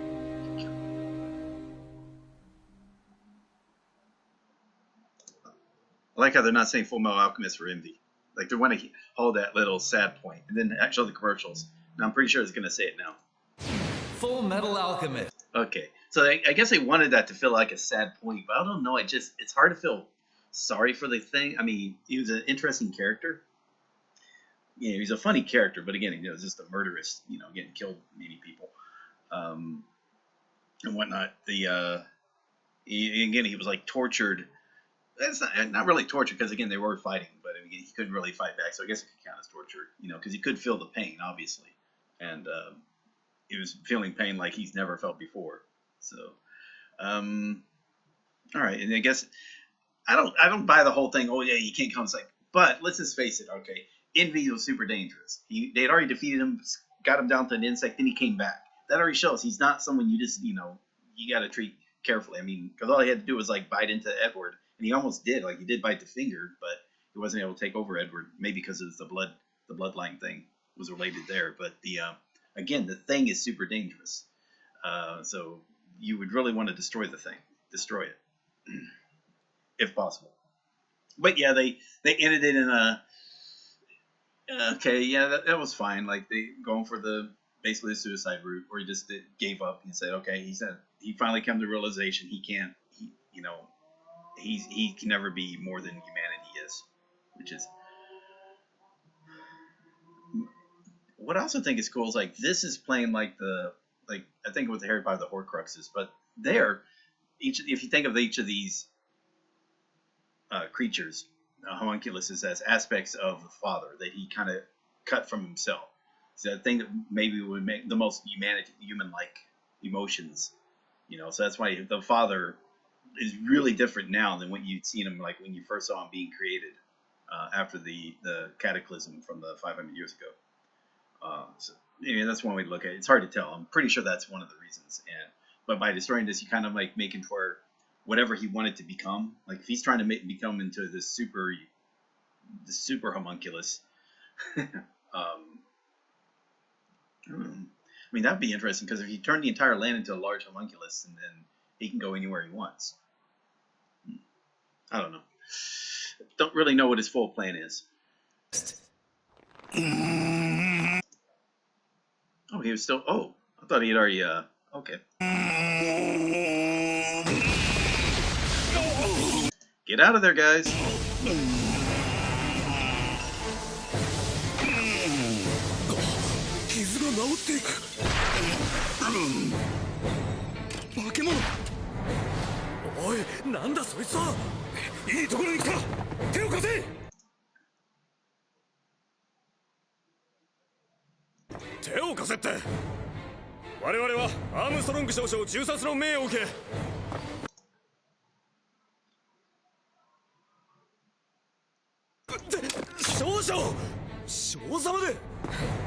いいところに来た。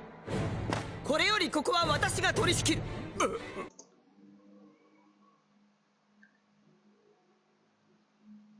取り仕切る。Okay. いいから今は手を貸せ。おい、なんだよ。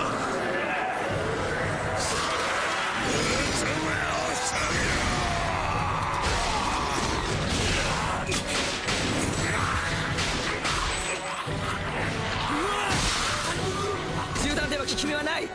上顎を潰せ。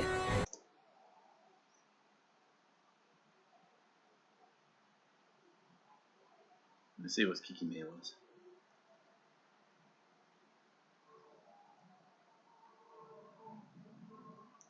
少なくとも噛み殺されることはなくなる。二人一組で必ず一匹を仕留めろ。セントラル兵士の勇猛さを私に見せてみろ。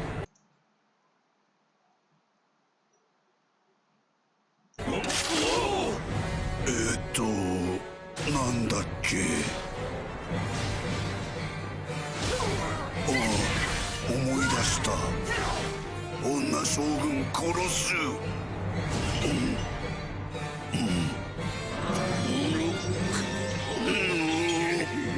させぬ。邪魔。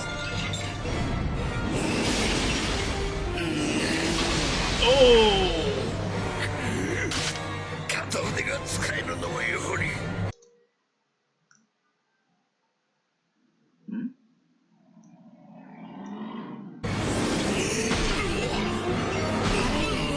No, no, I'm saying like, no, he would be dead. Sorry, no. No, sorry, he would be dead. He's still human. So.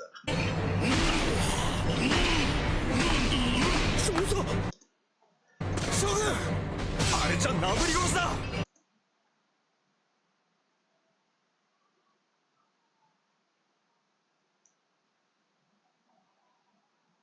あれじゃなぶり？Oh, あれじゃな。誰か稼いに行かないと。捨ておけ。我が弟はあれ好きでくたばるような鍛え方はしとらん。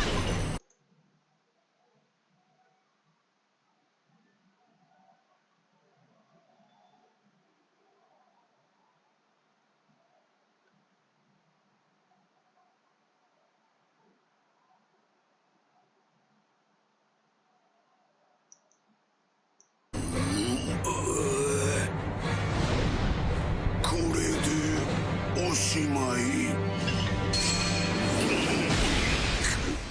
少佐。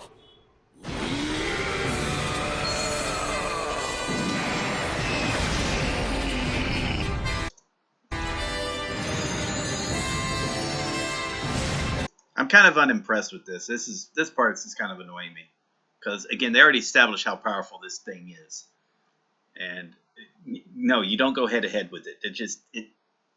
Again, he was having the trouble with the, kind of going head to head with the chimeras in the servers. So. 肩入った。よし。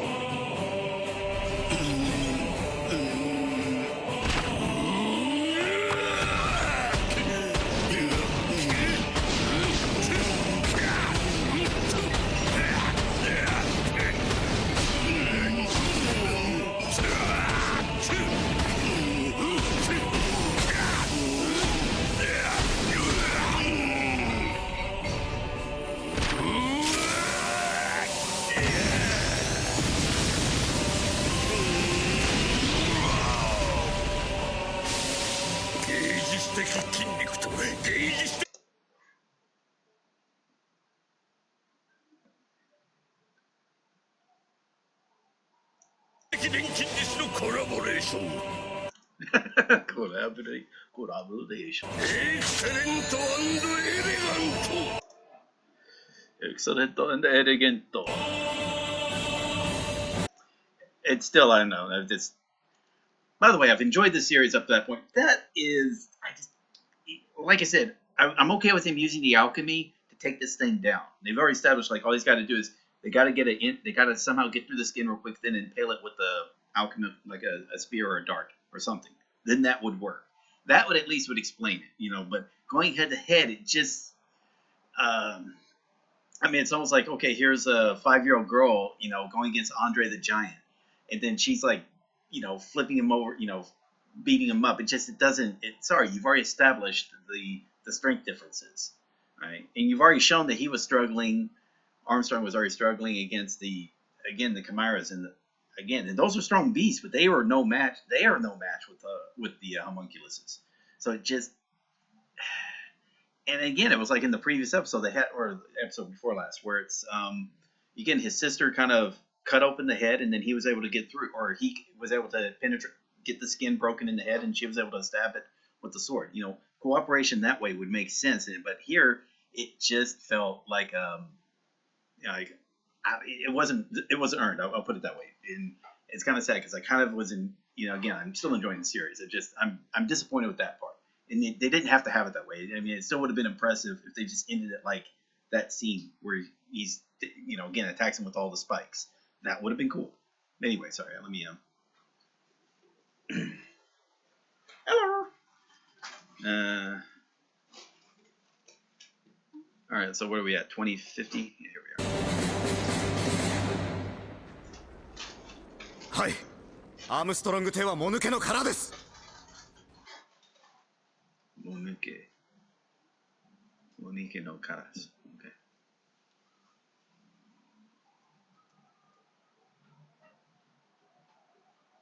くそ、奴らここで戦車組み立ててやがったのか。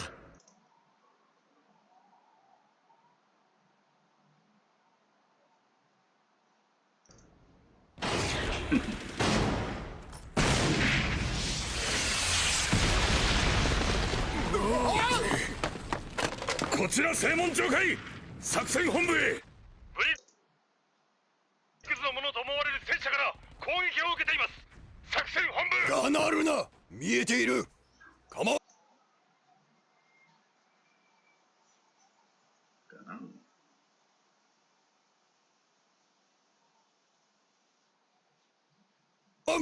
撃ち返せ。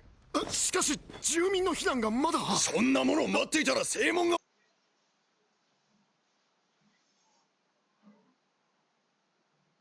落とされるわ。司令部、正門砲撃隊に連絡。そんなに事だ。市街地に向けて発砲するだと。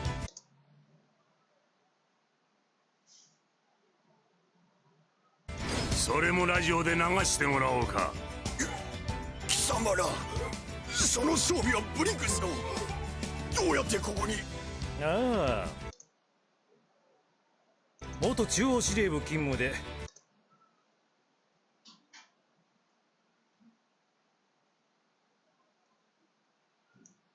ちょいと記憶力のいい男がここの位置を的確に覚えていてな。あとは市街地からここまでの地下道を一人で掘ってくれた人がいたんだよ。そんな真似できるやつがいるか。いるんだな、これが。誰だ。誰だと聞かれりゃ主婦だと名乗る。ああ、泉。それが私の作法だが、今日ばかりはあえてこちらを名乗らせてもらおうか。錬金術師だ。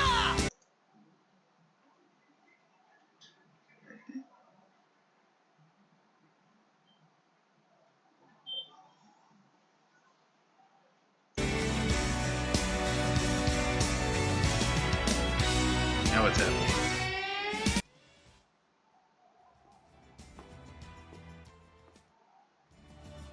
Okay, there's. Okay, hold on. Hi. Sorry, I'm having to cut down the audio because it's gonna mute anyway. Okay, that's cool.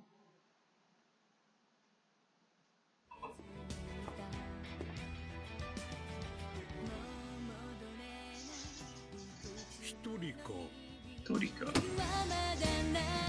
あの兄弟を連れてくるかと思っていたぞ。追い倒したガキを叱るのに。You?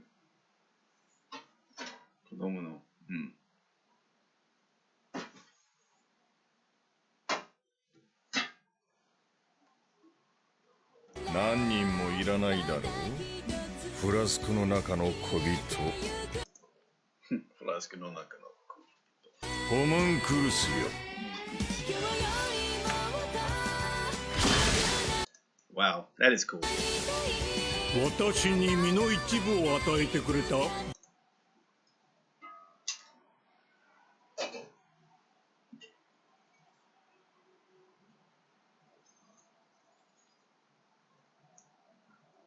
奴隷23号よ。奴隷 right? Yeah, 奴隷。今度は私の体の一部となるがよい。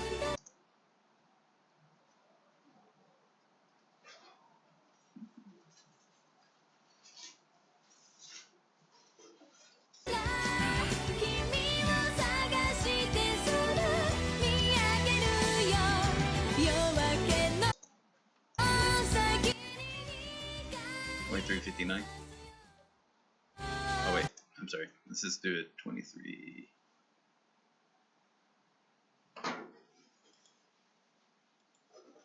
Alright.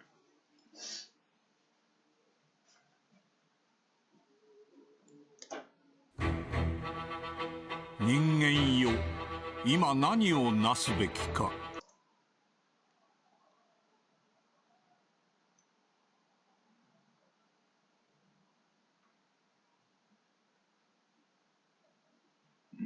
Wait, Natsu.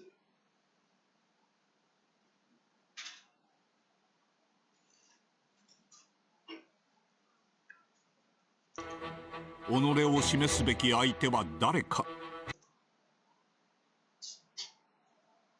なぜ核あるべきか。次回鋼の錬金術師フルメタルアルケミスト第55話大人たちの生き様。大人たちの生き様。So that's supposed to be Kiteikuni. Hikate no yoru. Okay. So yeah, so living, a way of living, way of life. Okay. 生きていく。大人たちの生き様。生き様。大人たち。大人たちの生き様。誇り高く胸を張って進め。High pride and 胸を張って like be prideful. Go forward with pride. No. Okay. All right. So. Okay. So the time is 1:54. Here, give me a second.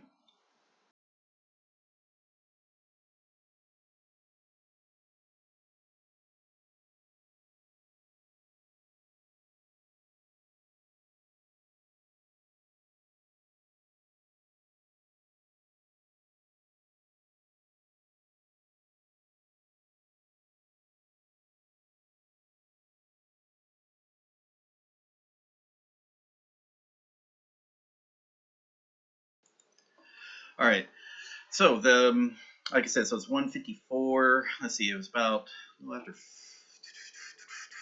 What time was it? It was like 55, an hour 5. So it's about 50 minutes. And again, I'm pretty sure I was messing some stuff up on my, following along with the story. A lot of it. But that's kind of cool. Way it'll happen probably if I do a reread of this, and I won't do it as a live stream. I'll just do it like just like I've been doing with a few of the other dramas recently that I've already done Let's Reads on. By that time, my level will probably be high enough where it's, again, the comprehension is going to be even better. Is mozzarella falling from the sky now in Japan? Not that I know of. Unless you just mean about the color of the, it's nighttime sky, or it's getting evening dusk, or it's dusk enough. Yeah, so it's turning dusk.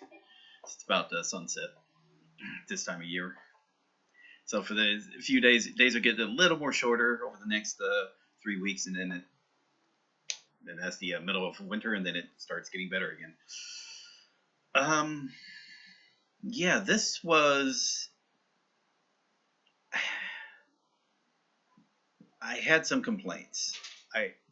They played to the trope like you know, again, he basically tortured Envy to death as close as you can do it. He already did it to Lust. I guess I didn't want it to play the same trick again, although they did kind of play it. But instead of him doing the killing stroke, Envy just took himself out after he like basically got the realization of how pitiful he really was. Even it just, I don't know, it, you know, these creatures have kind of been around for centuries. You think they would have had that realization or not, but yeah. Sorry.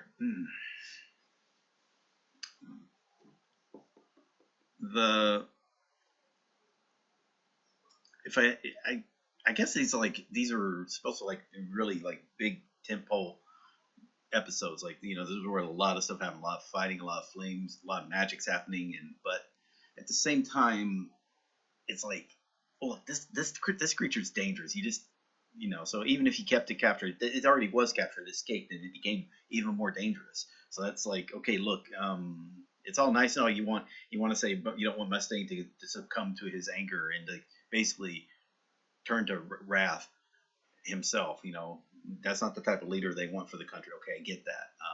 Like what he was doing to Envy was revenge as opposed to essentially protecting the country. And it's kind of like with capital. I don't know. I'm not a big fan of capital punishment. It's like if you can take care of something and then capture it and keep it in control, then that's fine. Just basically let it die in captivity. If you find out like this thing cannot be, you know, reformed. But at the same time, if you can't do that, then yeah, you have to kill it. I mean, there's no other way around it. It just, and it's not a. There's like, okay, yeah, you just make sure, are you doing it with the right type of mindset? That can be difficult to do, and you only know yourself for that. It's kind of like when you're a parent and you punish a child. I've seen parents punish a child out of anger, like they basically the parents were angry, so that's not really punishment. That's just basically abuse. Whereas the others, it's like, okay, you're using pain as a way to guide. You know, if sometimes, you know, maybe it's a little pain. I don't know. I mean, corporal punishment, not my thing. I mean, it's all. But it's like if you what you're doing, if you do it with calm mind, you know the reasons behind it, then that's at least a little better. You know, you might not agree with them. Although, again, it's like sometimes, especially with children, you know, you go with a negative reinforcement. I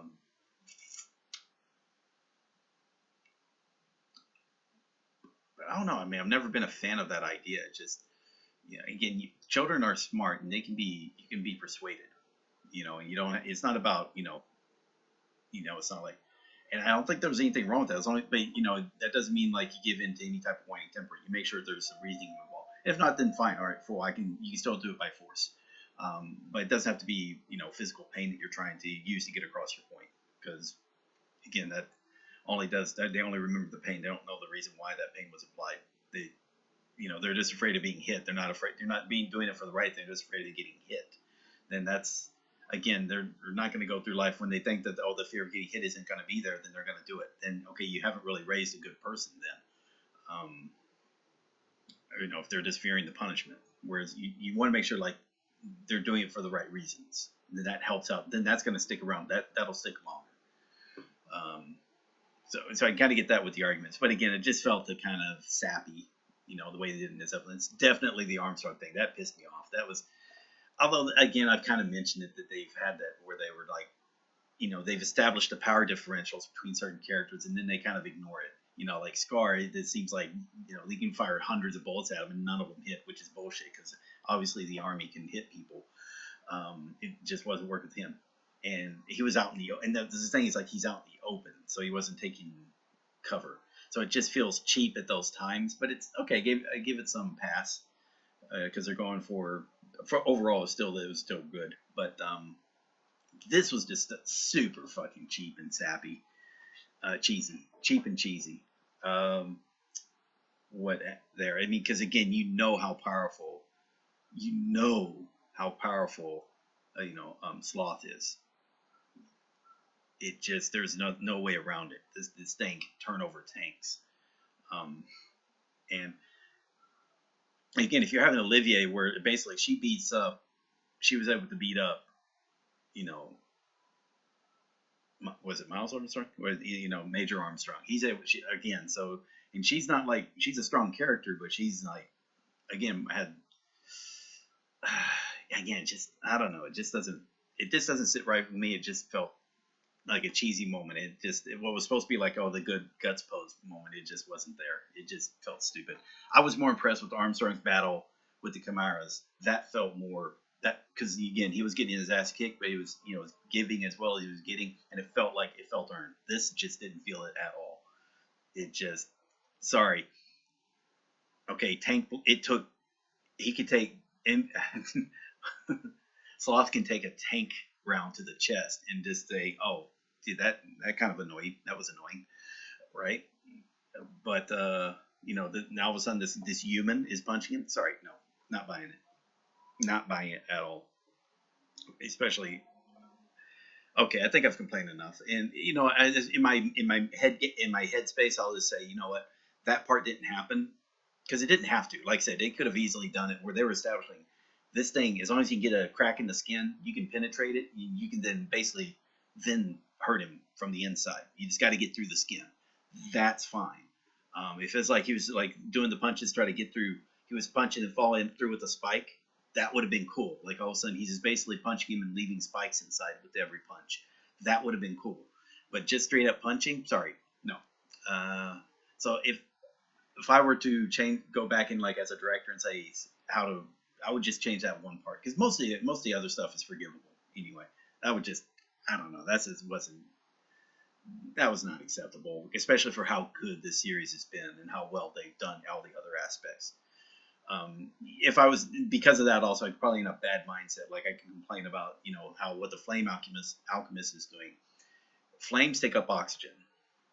Fire takes up oxygen. So if he's doing like that, you know, really he's suffocating everyone. Like they wouldn't even be able to breathe with that amount of fire that he was setting off. And that's an issue, by the way. I mean, that is a big problem when you're, you know, that's with firefighting. You know, that's why they bring their own oxygen, because again, the flames are taking up all the air. You gotta breathe. So that's another thing to think about. But for the most part, that's forgivable. Most of that's forgivable. That fight with Sloth just was stupid, because they've set him up as being. They made him more dangerous. Remember, he started becoming like the fastest of the homunculuses. I mean, this guy was like, I mean, he couldn't be controlled, but he was like super dangerous. And all of a sudden he's doing punch for punch against, again, I mean, this guy crushed a human, you know, with a SWAT, you know, made him a smear on the concrete. Sorry, you know, again, they didn't establish Major Armstrong being other than human, a big human, a very strong human, but still human. And subject to all the things that can kill a human. I don't know why I'm complaining about that, but yeah, it was still a good show. This is still a good show. It just had this kind of, it just hit me the wrong way. At least it's not as bad as Evangelion, because that's like almost every episode just pissed me off. At least this one, out of 54 episodes so far, only one has really managed to piss me off. And even that was just a part of the episode, not the episode as a whole. Because even the part with Envy, that was actually kind of cool, where he, again, the self-reflection as to what he is. And, you know, again, it's kind of setting up that, you know, people are willing to forgive. You know, they have to be able to bury hatchets. You know, they got to be able to, you know, again, forgive, or this is not going to grow. You know, they can't cooperate if they're always holding old grudges. You know, now that doesn't mean to forget, but you can forgive, but that doesn't mean you have to forget. You still got to remember, because again, that you're not going to betray the memory of those that did die. But at the same time, you have to forgive so that stuff can move forward.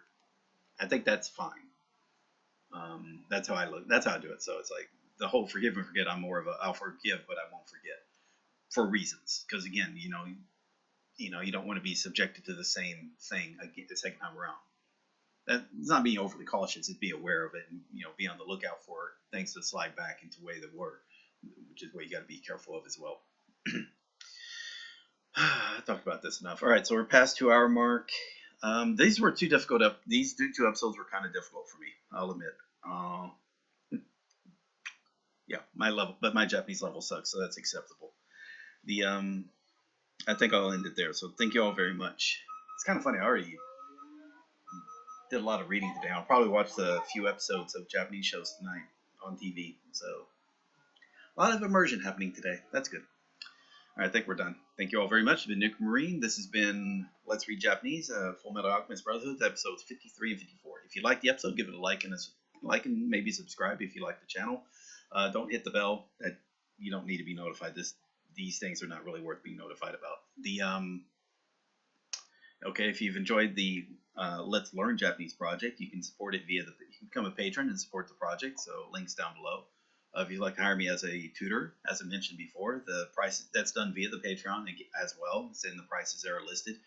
And again, it's not less tutoring, more technical assistance. All right, cool. Let's hope we can continue reading. Don't want the space rock to. Well, who cares? If that happened, yeah, space rock. That'd be kind of a dumb way to go out. Then we should.